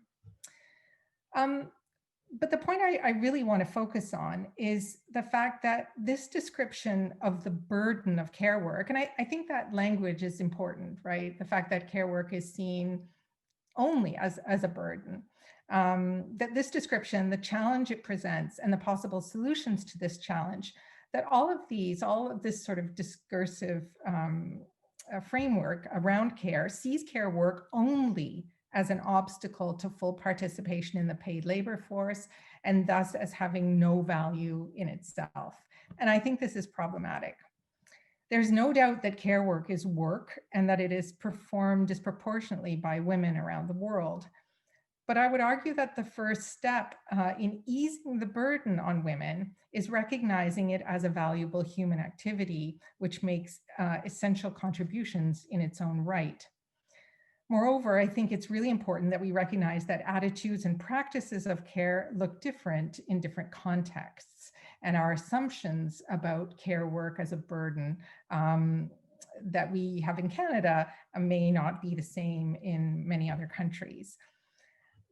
Thus, I think we should not be continuing to devalue care work, thinking of it only as something which individuals need to unburden themselves of so they can become fully empowered economic actors. I think we've been thinking that way in Canada for some time now, and the last several months have made it pretty evident where this has gotten us. The cycle of passing off care to even more and more marginalized peoples is ultimately untenable, and it also reentrenches racial and neo-colonial hierarchies. Now, I think more than ever in the context of the global COVID-19 pandemic and the environmental crisis, we need to recognize care and caring labor as both life-sustaining and sustainable work, perhaps among the most important work there is. And that it must be recognized as a collective responsibility. So my point is that I think in any feminist policy, care must not be seen only as a burden or an obstacle to freedom or empowerment or emancipation, but as a crucial life-sustaining set of activities, albeit activities that are constituted in and through relations of power and are practiced and negotiated in different ways in different countries. I think it's very important to remember that the structural devaluing of care work is central to the neoliberal model and the emphasis on smart economic growth as the pathway to development. The feminist question surrounding care, again, to reiterate, should not just be how can individual women be freed of their care work burden, or how can we get what are sometimes constructed as lazy men to do their fair share, but rather how can our collective need to care for one another be recognized and addressed in ways that reveal and challenge power relations based on gender, race, class, age, ability, citizenship. Feminism in the fiat thus seems to be understood or constructed as evolving freedom from the drudgery and seclusion of the household to be replaced by entry into the paid labor force, and for girls into education where they are empowered to see the possibilities of a life beyond their own. This view in its narrowness, I think, aside from propping up a kind of patriarchal neoliberalism, also draws on colonial idealizations about modernity. Again, to quote Serene Cotter, which re-entrench colonial hierarchies of superiority and inferiority and idealize women's emancipation in the modernized global north. So I'll just close by noting that I have suggested in previous work on feminist foreign policy that a feminist ethic of care may offer a more sustainable and less contradictory normative basis upon which to build a feminist foreign policy, in contrast to the existing neoliberal rights-based independence individualism model. Unlike dominant liberal discourses of rights, an ethic of care resists binary thinking in favor of a relational perspective. Care thus requires the unlearning of the logic of individualism in favor of a view that recognizes that the other and the self are mutually constituted and interdependent. And the relational approach of care ethics asks what kind of structures and relations of power uphold a system which feminizes care work while moving towards a kind of recentering of societies around care. So thank you for listening, and I'll just end it there. Thank you, Fiona, and we'll move on to, I like the little hands clapping, Beth. Let's move on to Dr. Stephen Brown from University of Ottawa. Great, thank you very much. I'm very happy to be here today. The title of my presentation is Sexual Orientation and Gender Identity in Canada's Feminist International Assistance. That's also the title of an article that I recently published in International Journal. It's co-authored with Erin Elward, who's a PhD student at the University of Toronto.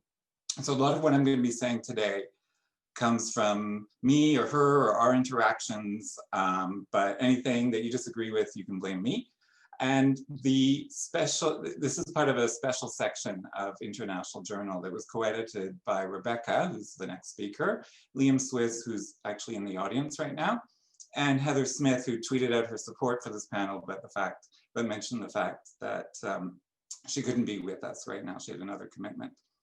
So if I remember at the end of my talk, I'll put into the chat a link to this journal article if you want to read more in more detail about what I'm going to be saying today. Now, we only get 10 to 12 minutes, so I don't want to talk about the past, present, and future. So I won't talk about the past.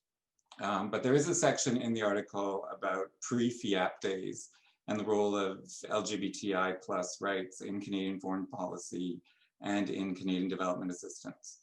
So instead, I'll focus on the present. I'll talk about what FIAP says, what the Canadian government has done so far, and I'll talk a little bit about the future, what more the Canadian government could and should do in the area of foreign aid. So FIAP mentioned sexual orientation and gender identity, and this is the first time a major Canadian aid policy document does so. That's a very encouraging signal, an important signal to Canadians, Canadian organizations, partners abroad, that this is considered a legitimate and important policy area for foreign aid to be involved in. So I don't want to underplay the importance of that at all. However, I need to point out a few things. One is that sexual orientation and gender identity are only mentioned as part of a very long list of about a dozen other identities, I think is how it puts it in FIAP, that women and girls have. So women and girls also have an identity based on race or ethnicity or gender, caste, class, a whole bunch of things, including sexual orientation and gender identity. There's an invocation of intersectionality, but it's a really thin one, to use the word that other people have used to describe it. It's never operationalized. There's no explanation about intersecting identities. It's just supplemented. So women also have a religion or an ethnic group or a sexual orientation. And there's no discussion of any particularities of women or girls who are marginalized because of their sexual orientation or their gender identity. So lesbians and bisexual and transgender women, never mentioned in the document. Now, I would argue, and I'm sure some people would disagree with this, but there's an intrinsic connection to sex and gender when we talk about sexual orientation and gender identity and expression in a way that it doesn't occur with other elements that are on this list. So it's not just an intersecting identity, that discrimination and marginalization takes place because of the gender of one's partner. So for a lesbian or bisexual woman, she is lesbian or lesbian or bisexual because of the gender of her partner or her aspirational partner, the person she's attracted to. So that's about gender. And when we talk about gender identity and expression, that's about gender as well, obviously. And for both sexual orientation and gender identity, it's about non-conformity with gender norms. So gender is at the very heart of anybody's identity or experiences of sexual orientation and gender identity and expression. So in the FIAP, there's no real guidance about programming in this area. Unfortunately, it was not mentioned at all in the mandate letters that came out in 2019 for our new, after our last general elections, the mandate letters of the Minister of Foreign Affairs or the Minister of International Development. Does this mean that they were losing interest in the topic, or maybe they forgot to include them? Not clear, but not a particularly good sign. Also worth pointing out is that though this is a new thing for Canada and a very welcome thing to be talking about this in an aid policy document, other donors have had policies in place on LGBTI+ issues for at least a decade, and in the case of Sweden, 2 decades. So we are also doing some catching up.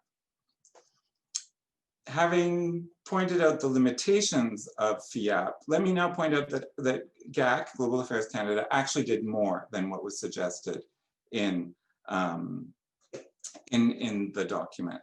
So there was initially some contributions to some multilateral funds to support LGBTI rights abroad, some ad hoc programming, and then later came the announcement of a $30 million fund over 5 years to be increased in later years to address concerns related to sexual orientation and gender identity.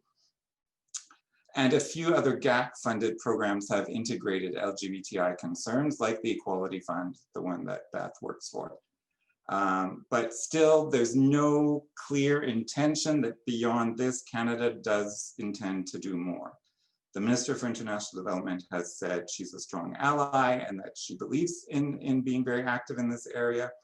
But when questioned, I've yet to hear anybody at Global Affairs say what more they will be doing. There was a webinar, I don't know, maybe a couple of months ago. I'm sure many of you participated.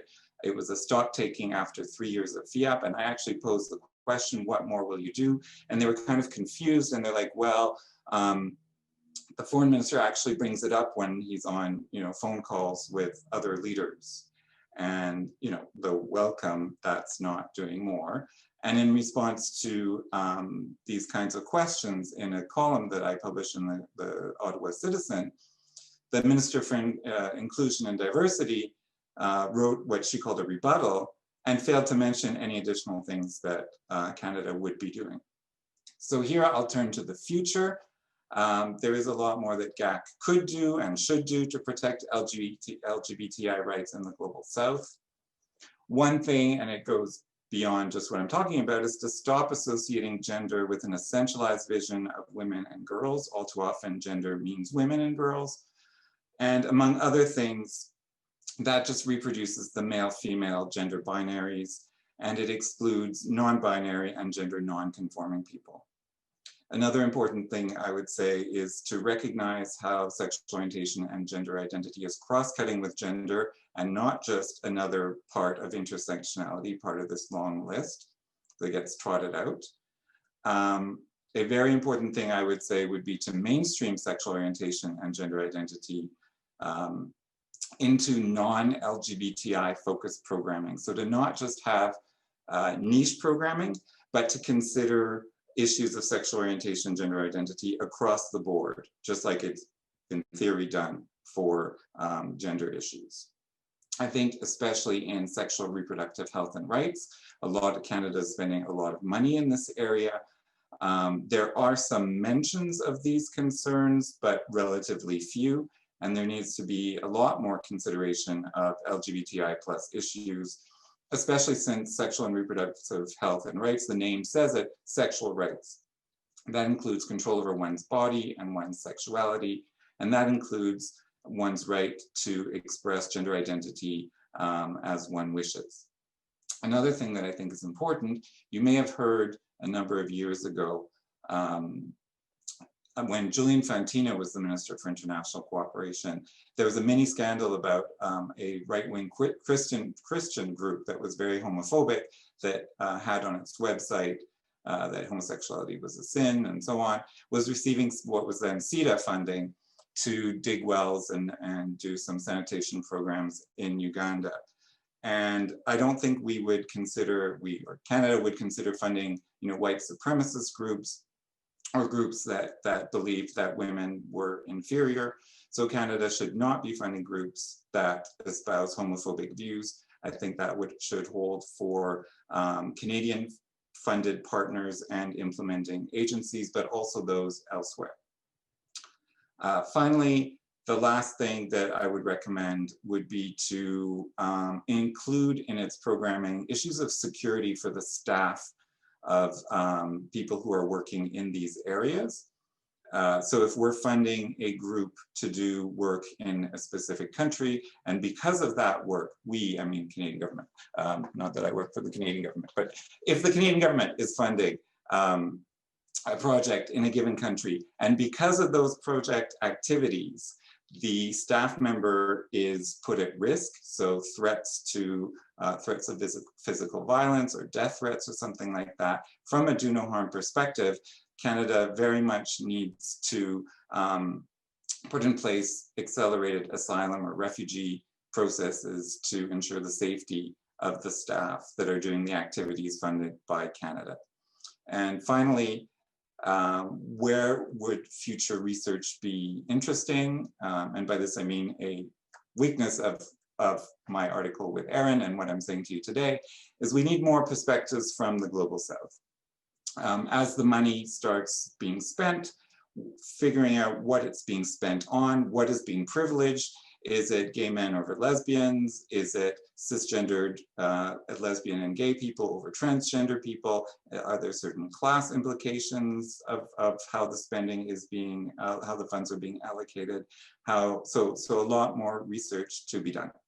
So I'll end it there. I think I see from the chat that Beth has already copied the link to the article, which is great. Thank you, Beth.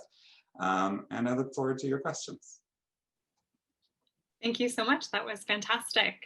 And let's go to our final panelist, also from the University of Ottawa, Rebecca Thiessen. Great, thank you so much, Lindsay. I'm just going to do my slideshow here. I created a slideshow for a few reasons. One, it'll help me stick to my time. Two, if there's some sort of lag, at least you'll be able to see my screen and my notes if my voice isn't coming across. And there was a third reason, but I don't remember right now. So it's a really great opportunity to be able to share some of this information. I can't thank Fiona and Laura enough for the timing of this event.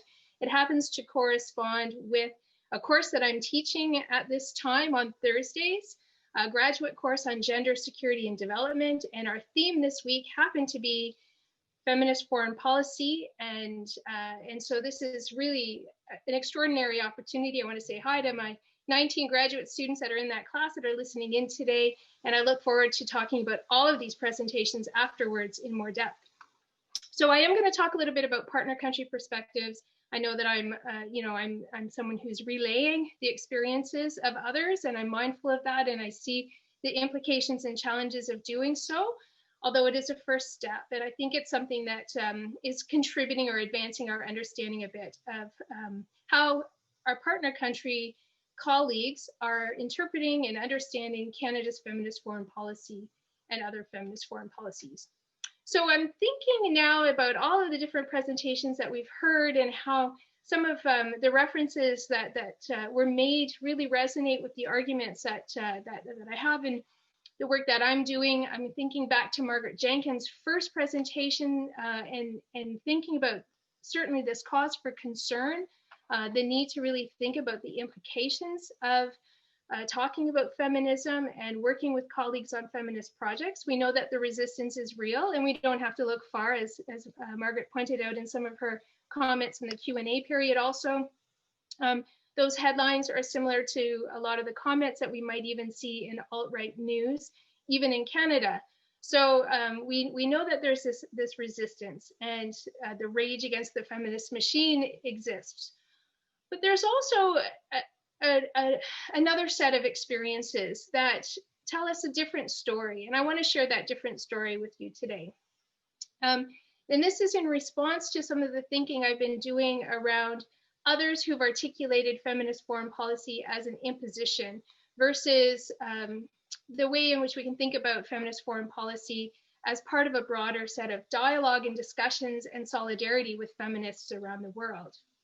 So what we did is we've been doing research. We asked the question, how do development organizations in partner countries where Canada is working, how do they understand feminism? And what do they think about a feminist foreign policy guiding international assistance? Have they heard about Canada's feminist international assistance policy? What do they think about it? So we did research in 10 countries, in Malawi, Kenya, Uganda, Tanzania, Senegal, and Ghana, and also Nepal, Vietnam, Guatemala, and Peru. I'm just going to point out that we have a paper, an open access paper that I or someone might share in the chat room during my presentation of a paper that Sheila Rao and I have written on 3 of the countries where we've looked at some of the transnational dynamics around feminist foreign policy, looking specifically at Kenya, Uganda, and Tanzania. But I'm going to give an overview of all 10 of these countries. So these are partner NGO staff that Canadian organizations, international NGOs are working with. We did 150 interviews, a number of focus groups, and lots of participant observation. And what we found is that feminism is viewed very differently in different contexts. It's interpreted in relation to local contexts and realities, and it's considered appropriate in some contexts, but not in others. So there's a wide range of responses, but there's an overall acceptance of feminist approaches to development. Of course, there's some resistance, with the minority of respondents noting that it can be seen as a foreign concept, or it may be too much focused on giving women an unfair advantage, but these were in the minority. Others talked about it as if it's about time that donors move beyond finally essentializing women and adopting an approach that considers the underlying causes of gender inequality, including patriarchal structures and discriminatory laws and practices. And I know many of us understand this, and we've worked closely with colleagues around the world. We know that feminism isn't a uniquely Western or Canadian experience or contribution, that we work with feminists in a lot of the work that we do. But that sentiment of shared feminisms isn't necessarily articulated well in a lot of the critiques of feminist foreign policy, and even in some of our scholarship. So for many, they saw it as a more appropriate way of guiding framework to include more than just gender inequality, but also to consider intersectional realities that contribute to marginalization and disadvantage of diverse groups. So just some country-specific findings, just snapshots. There's so much data. Of course, these were long 2 to 3 hour interviews. So there's lots of material there. Malawi said, in Malawi, 40% of respondents expressed support for a feminist policy. It was probably our lowest level of engagement. Uganda said about 85% of organizations were in favor. And Nepal talked about being very well aware about the feminist perspective and how it works, that their understanding extended into their willingness to promote feminism and gender equality and women's empowerment. As one person said, I think it will improve the society and the family also. Others talked about some of the concerns that they had. So while they supported feminism and considered feminism core to the work that they're doing, they did express concerns they had with how it was taken up in the communities where they were working. So some talked about it in terms of elitism and the urban specific nature of the language of feminism. So in Senegal, colleagues talked about elitism within feminist movements, seen as only intellectuals, certain political figures, or a certain class of women who could freely call themselves feminist. So this awareness of feminism was really concentrated in urban areas rather than the rural areas. And it meant that they had to adapt their communication style, the language that they were using when they were working in those communities. In Guatemala, some people talked about not being able to talk about feminism when they're in rural communities because it's related too much with the perceived opposite or the binary opposite of feminism, which is often seen as machismo. So when they hear this word feminism, they think that means that women should have the right to hit or fight with their husband, and that they shouldn't have to do anything in the house, and that the men should do everything. So there's a sort of exaggeration of what a feminist approach might entail in the communities. And in Ghana, some of the participants, many actually expressed concerns that feminism was leaving men and boys behind. So while there wasn't a resistance to feminism, there was a resistance to the way in which feminism was really prioritizing economic opportunities, education for women and girls, and leaving men and boys behind, and the implications of that for gender equality and for social inclusion and community cohesion. So we need to think about those targeted efforts that are needed to ensure that boys also have opportunities for advanced education and for meaningful work. So overall, the majority of the respondents fall somewhere in between full acceptance of the use of the term feminism and a deep concern for how to talk about feminism and the work they're doing, particularly in rural communities where their programs are being implemented. And in Tanzania, we're reminded of the importance of improved cross-cultural understanding as a way to learn how feminism is applied in other contexts. So the issue of gender being quite different in their perspective in the North, in the global North, than the issue of gender in Tanzania. They ask us so that we sit with Indigenous people and learn about our gender so that we have this better dialogue and understanding and really listen to our partners about the culturally specific realities of gender inequality in their communities. There's different ways that we've analyzed this in our paper and other papers that I'm working on, and one is around the theme of social inclusion. The notion attempts to help us avoid extreme views and identifying what is culturally appropriate for the advancement of all discriminated groups, avoiding language that might be unacceptable based on communities' values. In a lot of the programs that we were looking at, there was real emphasis on gender equality and social inclusion. And social inclusion meant a lot. Like in Nepal, for example, social inclusion was so important because it was about creating buy-in, not disrupting the fabric of society, making advancements in gender equality and promoting feminist values without causing a backlash. Transnational perspective of feminist development offers a lens through which to view the diversity of voices and perspectives that are needed to fully capture the social, cultural, and political differences. And analyzing the perceptions of feminism from the global south offers insights into how the Feminist International Assistance Policy could realign with feminist principles that resonate with partner communities. So was there a feminist future in light of what we've heard from these 10 countries?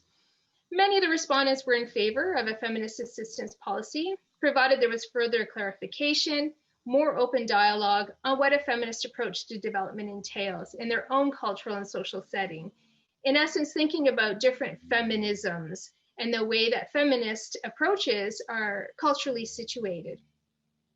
They also talked about opportunities to demonstrate a consultative process that responds to the underlying power relations and discrimination that's resulting from intersectional factors that the Feminist International Assistance Policy does aim to address.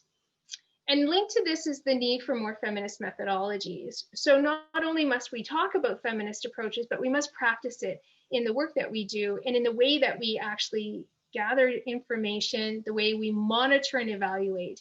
And I do give kudos to the Global Affairs Canada that has made some really great advances in trying to integrate a feminist qualitative approach to data collection in several countries as a pilot study. And I think that there's some really great innovative work that's being done that could certainly be scaled up. Inclusive dialogue and discussion around transnational feminism is needed to enable diverse voices to formulate and own their approach to addressing inequalities. We need to ensure that funding, technical, and human resources are in place to truly realize a feminist intersectional approach to aid. So I want to thank the team. I worked with 10 colleagues in those 10 countries. Around half of our research assistants were locally based researchers. And also want to thank Wisconsin, the Unitera program, and the partner organizations they work with for helping facilitate the data collection for this project. Thank you.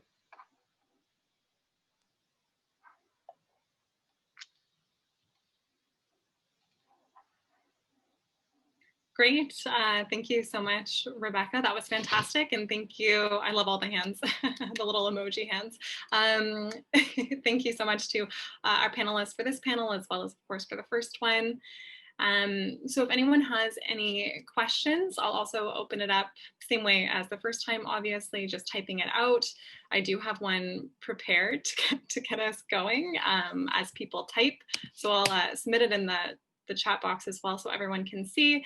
Perhaps this is because of my own research interest, but I thought of it as I think all three of the panelists were kind of talking about the theoretical dimensions of the Feminist International Assistance Policy, as well as the conceptualization of women and girls in particular.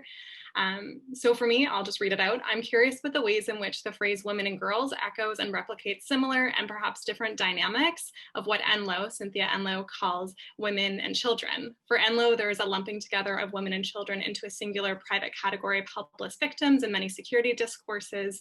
How does this phrase, so women and children, share continuities with the way the Feminist International Assistance Policy sees the category of women and girls, and what are the consequences of this lumping together? I think this kind of gets at some of the issues of not really doing intersectionality and just saying that it's doing intersectionality.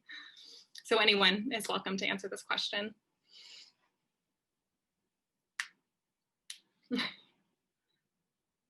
I don't think Fiona will go first. I don't want to go first. I would like someone else to, but I can if you don't want to.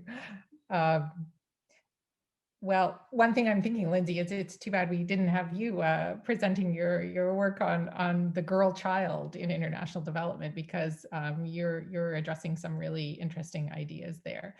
Yeah, I mean, my kind of reading of the FIAP, there is this kind of discursive construction of women and girls as both kind of vulnerable and virtuous, right? So like even in the same sentence, we hear how kind of their voices are ignored, they're marginalized, they're the poorest of the poor, and then, oh, but actually, they can go on and save the world. And as you know well, and I'm sure many people do, there is this kind of focus on the girl child in international development now, really, some quite amazing claims about what we should put on girls' shoulders in terms of what they can achieve, as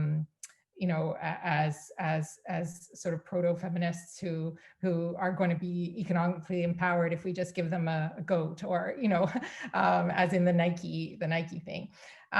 So anyway, I'm not sure if I'm really answering your question, but I think that it is very important for us to think about how we are, or how this language is constructing these dualisms, dichotomies, essentialisms, and reinscribing these binaries, as Stephen said, that we really, if we want a kind of transformative feminist foreign policy, we have to try and think beyond. Yeah, Stephen, if you want to add on to this. Yeah, so I mean, it's hard to disagree with Cynthia Enloe. And I would not pretend to have any more insight than she does. But I think one thing two things I wanted to point out. One is that FIAP is a lot more about women and girls than it is about gender equality. Because gender equality is achieved basically by integrating women and girls into the economic marketplace. And Laura Parisi has written about this, how it's a very neoliberal vision of what empowerment is. Empowerment is you participate in the market economy. And so not only does it like lump them all together, but then makes them into sort of neoliberal subjects who must become some kind of trader. And this links to what Laura was saying in the first panel as well, that it's all about small and medium enterprises. And so it's a very reductionist view. I can't remember, was it you, Fiona, who quoted something about sort of that heteronormative view? And it's sort of like the whole FIAP is like about, it's about the nuclear family, where you have mommy and daddy and the children, of which some will be girls. And it's about, within that context, you need to empower the woman and make sure that the girl has a good future. So it's very sort of essentializing, it's reproducing stereotypes and binaries that may or may not correspond to reality on the ground, and completely excludes, as we've mentioned, non-binary people. But then also the very word empowerment, increasingly, and this is not an original point that I'm making, other people have made this before me, empowerment is coming across as more patronizing. So the Harper government talked about saving women and children, and that was hugely patronizing. And the Liberal government has changed that and talks about empowerment, which sounds a lot better. But again, it's, the people in the North giving this power to the people in the South, as opposed to they already have power to, I mean, I don't know, and there's another question that's coming up that we haven't talked about yet, but like, how do we change that language? I don't have a great explanation for that. But so I'm becoming more and more uncomfortable with both the neoliberal view of what empowerment is and also the whole North-South dynamic around it. Sorry if that was a bit babbling, I'll end it there. Sorry, it's not my panel, so maybe I'm totally out of turn, but one of the things that I think would be really, really interesting to do is move beyond the low-hanging fruit of analyzing the words in the policy and do some of the research on how or if this is changing what is actually happening through development programming. Because I think I totally agree, language is super, super important. It shapes how we view reality and names things, and I totally get all of that. But if you were to ask the average person working on development programming at Global Affairs, what does the FIAP say about X? They could not tell you. It's not a Bible that people refer to and then try to translate that into programming. So I think that all this critique is totally spot on in terms of instrumentalizing binary, a binary view. But I think we need to really push our research and push our analysis beyond just looking at the policy document per se. And I think that could yield some really interesting contributions. Well, thank you to Stephen and Beth for that. And I want to give Rebecca a chance if she has anything to add to this before I move on to the next few questions. I think a lot of it was covered. What I was thinking about is the way in which that's essentialism, and the flip side of that is, I guess, the essentialism of the vulnerable other, and the flip side of that is the emphasis on who's going to save them, right? So the white savior rhetoric, and how embedded that is and how we understand our role. And I do think that continuing to privilege some of the rhetoric, the discourse that we have in Canada, without really bringing in more voices and experiences. And Jane brought up an example in her comments about the powerful market women in Nigeria, for example. It does keep us in that very binary way of thinking that Stephen talked about too in his reflections. Thanks. Great, thank you, Rebecca. Okay, so we have a few questions. I'm just scrolling up. I think Marcia had one and then added to it, so I'm gonna read that. So Marcia says, my question is that it seems that all three were talking about the responsibilities and burdens that go with feminist foreign policies. It's almost like feminist foreign policy needs a warning label. So less of a question and more of a comment. So perhaps people can comment on that. I will just quickly read out what was added to that. I meant that sort of rhetorically, not as an actual suggestion for practice. What I was trying to convey was that when you have a feminist foreign policy, there are consequences that have a very specific gendered impact that may not be intended. Additional burdens of care, vulnerability, and interpretation, but also the assumption that care work itself is something that should be eliminated or continue to be devalued. The connections across the presentations were fantastic and spontaneous. So perhaps think about that one, and I'm just going to read over another question, and then we'll open it up to the panelists. So Ornella, I'm going to read your second one because I think you corrected it. Once I find it. Okay. Her question was about how to integrate non-binary notions of gender in the gender tools, frameworks, and vocabulary that are commonly used to mainstream gender in international assistance. So that one I'm assuming is for Stephen, and the first one is a little bit more open. Perhaps Rebecca, since you were the last to speak, you can open up the first one if you have anything to say about kind of Marcia's comments. Thank you, Marcia, for your comments. It's, it makes for such an interesting discussion and dialogue to have these opportunities. I guess what I would argue is, I really do have concerns about the kinds of headlines that Margaret Jenkins is sharing. And I do think that there's this, element of, proceeding with caution and doing this right and doing this carefully and making sure that there's support and security measures in place, thinking about the security of the people that we're working with. But I also think that, you know, when you think of human rights defenders around the world and the way that they're pushing constantly, pushing for rights and equality in their communities, I think it's a demonstration that there are people who want to push a little bit. We need to be pushing. We can't just always be treating some I don't know what to call them, but you know, people, the gatekeepers, we can't treat them with kid gloves. We have to push back. And I think we have to be very strategic in how we do it. And I think that it's quite bold of governments to take on a feminist foreign policy. And I'm more worried about,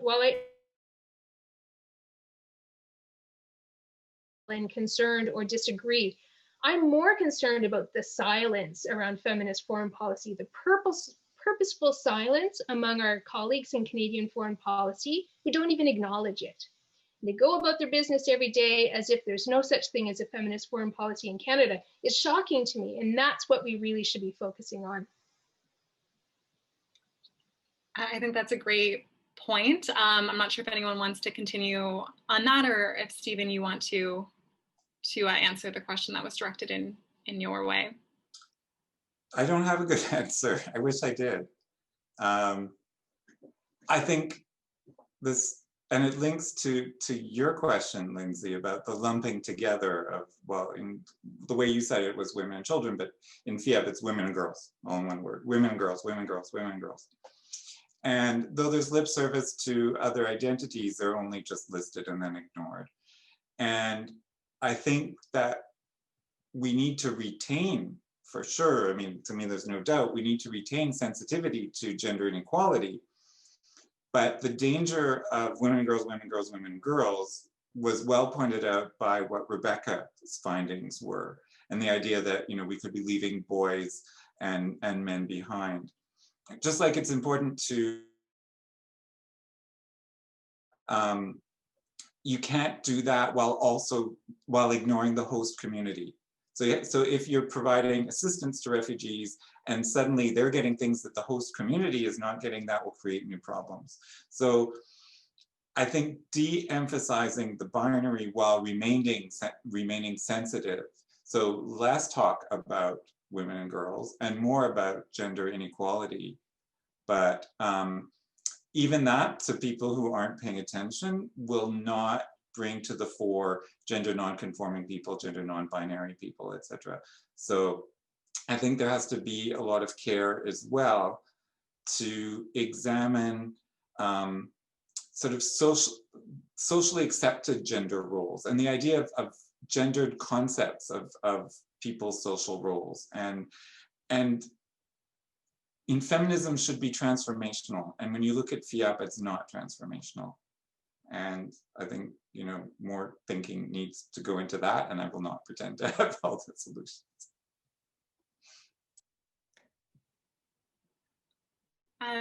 Great, I think Fiona wants to speak. You can go ahead, Fiona, and thank you, Stephen, for that thoughtful response. Yeah, I'm reading ahead in the chat. It's almost impossible not to do that. So many great questions. I'm afraid we're not going to be able to get to them all. I just wanted to say quickly, first of all, I just want to agree so strongly with Rebecca's great point that, you know, that why are other scholars of Canadian foreign policy not engaging with this? There is a remarkable silence, and there's still this kind of feeling that it is this niche fringe thing, but in fact, this is happening. So I find that quite shocking and just important to note. And I would just also say, you know, that to Marcia's point about, do we need a warning label? It's sort of similar, I think, to maybe Beth's point and some other questions that I saw in the chat. You know, that if we're too critical or if we focus too much on specific language, You know, is this going to do a disservice to what obviously are well-intentioned, you know, we're all feminists. Well, I can't speak for everyone here, but, you know, we're all sort of after, you know, decades, myself, I can speak for, of studying feminism and international relations, to suddenly see this move to the position that it's in now is quite amazing.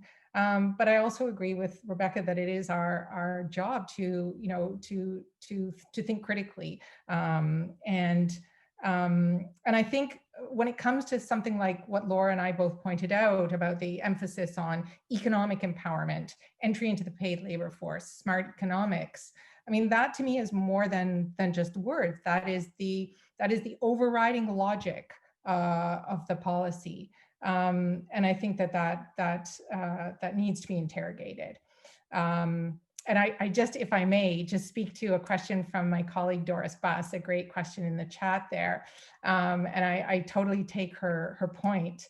You know, in other words, I think Doris is suggesting that, you know, if we need to recognize the burden, the care work burden that women are facing, in order that we can point out the difficulties that they have in achieving, you know, their goals, etc. And I see it as a two-step process, right? We do need to recognize care work, and we need to look carefully at who is doing it. That is the first step. But then I think we need to start thinking about it differently, beyond a kind of binary framework, beyond a kind of private, public, feminine, masculine dichotomy, to think about what role does this play in our lives more generally. And rather than saying, let's just force men to pick up the slack and not be so lazy, or, you know, again, think about it as a burden, we need to think about it just more holistically in terms of how central it is to all our lives. Could I just add something? Yeah. So I agree that our colleagues in academia who study foreign policy and defense policy and so on need to pick up on this. I would say our politicians, you know, our ministers of foreign affairs and trade and defense need to pick up on this as well. We've had FIAP for over 3 years now. It was announced at the same time as a massive increase in military spending. So just as a reminder, I'm sure most of you know this, FIAP has come with very, very few additional resources, like really basically only keeping up with inflation. Meanwhile, defense got a huge increase, especially for the purchase of military hardware. And the contrast to me could not be bigger.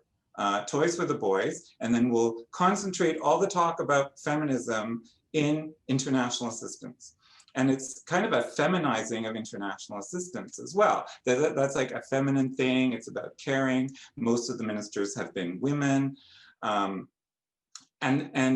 But we see that also in speeches by Chrystia Freeland and others, where they barely mentioned in international development. They're not, the government, outside of our development minister, our government does not seem to be very interested in international development. Yeah, great. Thank you so much to both Fiona and Stephen for their contributions. I think, Fiona, because you jumped ahead, I think we covered Jacqueline's point. I'll just say a quick thing of what was written by them. I think that there are other ways in which we can promote feminist foreign policy while being explicit about what it needs to do to be inclusive, to do no harm, to be transformative. And you covered Doris's question as well, but thank you, Doris, for posing that question. It was very good, and it's lovely to see you, even if it's just online. Karen also, I think, its question was answered by Fiona when Fiona was addressing the terminology, so we'll skip that one. Okay, so Laura asks, can you elaborate on the transformative potential of the Feminist International Assistance Policy? And I'll ask this final question perhaps by Karen as well. Are there lessons learned from the feminist foreign policy that could be drawn and implemented domestically in cross disciplines? Dr. Angel Foster, pardon me, a known international advocate for sexual and reproductive rights, familiar with the GAC feminist foreign policy, recently challenged the Canadian medical community to use the feminist foreign policy template for reviewing and updating the entire medical school. and other healthcare professions curriculum? Could bringing feminist foreign policy concepts lessons learned into diverse domestic areas such as health be one way to further increase domestic interest, understanding, and support for the need of a feminist foreign policy? Okay, and I'll ask Maddie's question, that's the last one. Do we think this feminizing of international assistance alienates our male non-binary partners in the South that are recipients of assistance, less likely to engage? Are they, I assume, less likely to engage and accept due to traditional masculinities? So perhaps we'll go panelist by panelist to see their thoughts. So we'll go perhaps Rebecca, Stephen, and Fiona. And you can choose whatever question, comment to address. I'll speak to Maddie's question. I do think that there is alienation. I absolutely recognize that that can happen. I do also think that the colleagues that we're working with around the world are working really hard to reduce the alienation. They're working really hard to promote acceptance and create buy-in in the communities where they're working. And in fact, working with women's rights organizations on the ground in these countries is some of the best ways to try to prevent that alienation, because they understand the dynamics. They know how to engage through social inclusion frameworks, community cohesion approaches that can better support a more integrated model where men feel like they're part of this process. And I've seen it myself. I mean, I was in Tanzania a year ago visiting the project where we are doing this research, and village chiefs from around a large area came together, most of whom were men, and they were actively engaged in understanding a feminist approach and gender equality. They were committed to the process because they had a chance to communities. And so it's through those kinds of efforts that I think there's real change that happens. And it's the goal, really, it happens, Maddie, but I think the goal is to try to limit that through very effective programming. Shall I go next? Okay, so I'll address Laura's question, which I think was to me about the transformational potential of FIAP. And of course, Fiona, please answer it if you want to, but I think I'm the one who used that term. So since the 1980s, issues of women in development or gender in development have been at the core of every single aid policy we've had, over and over, when we've identified 3 thematic, concentrations or priority areas, or now they're called action areas. And gender have always been there, sometimes as a standalone area, sometimes as a cross-cutting area, whether it was under the Liberals or then the Harper government and now back to the Liberals, it's always been there. So if it's just still there, then we're just doing more of the same. And it's just the latest in, CETA/Global Affairs Canada's flavor of the month approach of, now we're gonna focus on agriculture and food security, and now we're gonna focus on this, and now we're gonna focus on that. And so if this is the latest thing where we're going to just focus more on women and girls, then we're just doing the same old thing. But if we're really going to be feminist, to me, it has to be transformational. And it's not just what theme we're concentrating on. So, by whatever year it'll be 85%, blah, blah, blah. But it's also how we work, and we very, very expansively. So not only GAC, but also the NGOs in Canada and abroad, how decisions are made, how money is allocated, and so on. So I think there's a huge potential there. We haven't seen it play out yet. I don't know if it will. But one thing that I thought was very interesting is when FIAP was adopted, the minister's chief of staff, Geoffroy Montpetit, said to the media that they hadn't thought about implementation. He said, I'm paraphrasing, first we wanted to get the policy right, then we were going to worry about implementation. And my concern about that is that you can't have good policy if it's not implementable. You need to think about implementation when you design it. And so I don't think that we have seen yet. Beth will probably disagree, probably she's right if she's going to disagree, that the Equality Fund is an example of doing things differently. So point well taken on that one. Thank you, Beth. But other than that, we're seeing a lot more of the same. there's an article in today's Globe and Mail by Jeffrey York about the new financial instruments around blended finance and how it was the shiny new thing that was adopted 2.5 years ago. And GAC has not been able to spend it. They've bitten off more than they can chew, or they didn't have the expertise. And so what I'm finding is a lot, and the panel has been criticized a bit for focusing too much on words, but let me throw that back at the government. Isn't the government focusing too much on rhetoric and not about practice? Great, thank you for that. And any final thoughts, Fiona, to close up our discussion? I will see if any of our other panelists from the first panel would like to have any closing thoughts, whether that's Marcia or Margaret. I, again, don't mean to, or Laura, I don't mean to put you on the spot, but it's been a while, you may want to chime in with some concluding thoughts. I think Stephen has thrown down the gauntlet. I think that those are really important challenges in terms, we talk about feminism involving process, and people are trying to look at that. I think that there's much that is contradictory and lacks cohesion across the feminist foreign policy. I also think it's important to look at what kinds of opportunities this has opened in various pockets that weren't there before. And I do think that kind of permissive policy framework enables bureaucratic entrepreneurs and NGOs to take space that they weren't able to take before. And like I was trying to say, I don't know how you balance that off and then come to an overall net assessment.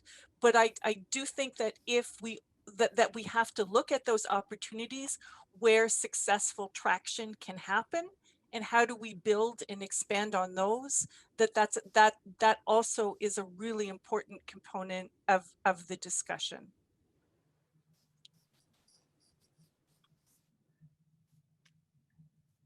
Well, I would just add that I think I really agree with what Stephen was saying about the idea that,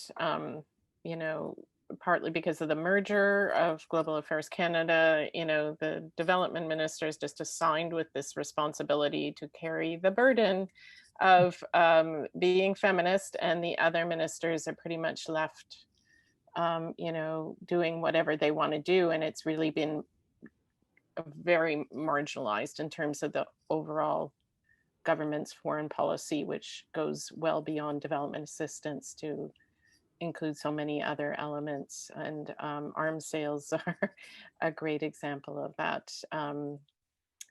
Talking out of both sides of your face at the same time, being feminist and then selling weapons to Saudi Arabia and other regimes that are using them in a questionable fashion.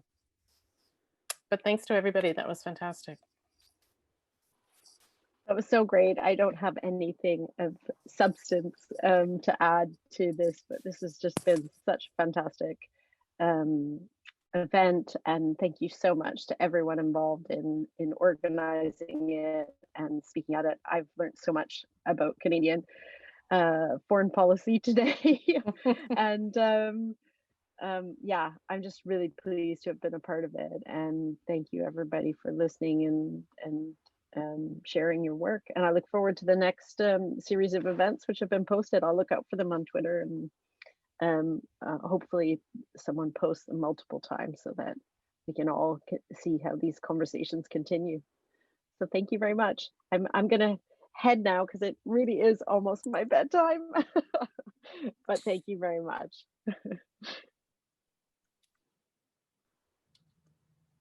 Okay, well, I think that brings us to a close. I just want to take an opportunity to thank all of our wonderful panelists. I agree and echo what has been said. I really learned a lot, and this was fantastic. I also want to thank our organizers, Fiona Robinson and Laura McDonald, for putting this together and doing all this work to help us learn. And I also want to thank everyone for coming out to this virtual event. We all know that times are hard, so it's great that we can connect in this way. And especially thank you to Stephanie and everyone in technical support land helping us navigate through Zoom. So thank you so much, everyone, for coming. I hope you enjoy your weekends, long weekends, I guess, as they come up. Yeah, stay safe. Thank you. Thank you. Thanks, everyone. Thank Lindsay. you. Thank you so much. Bye. Bye.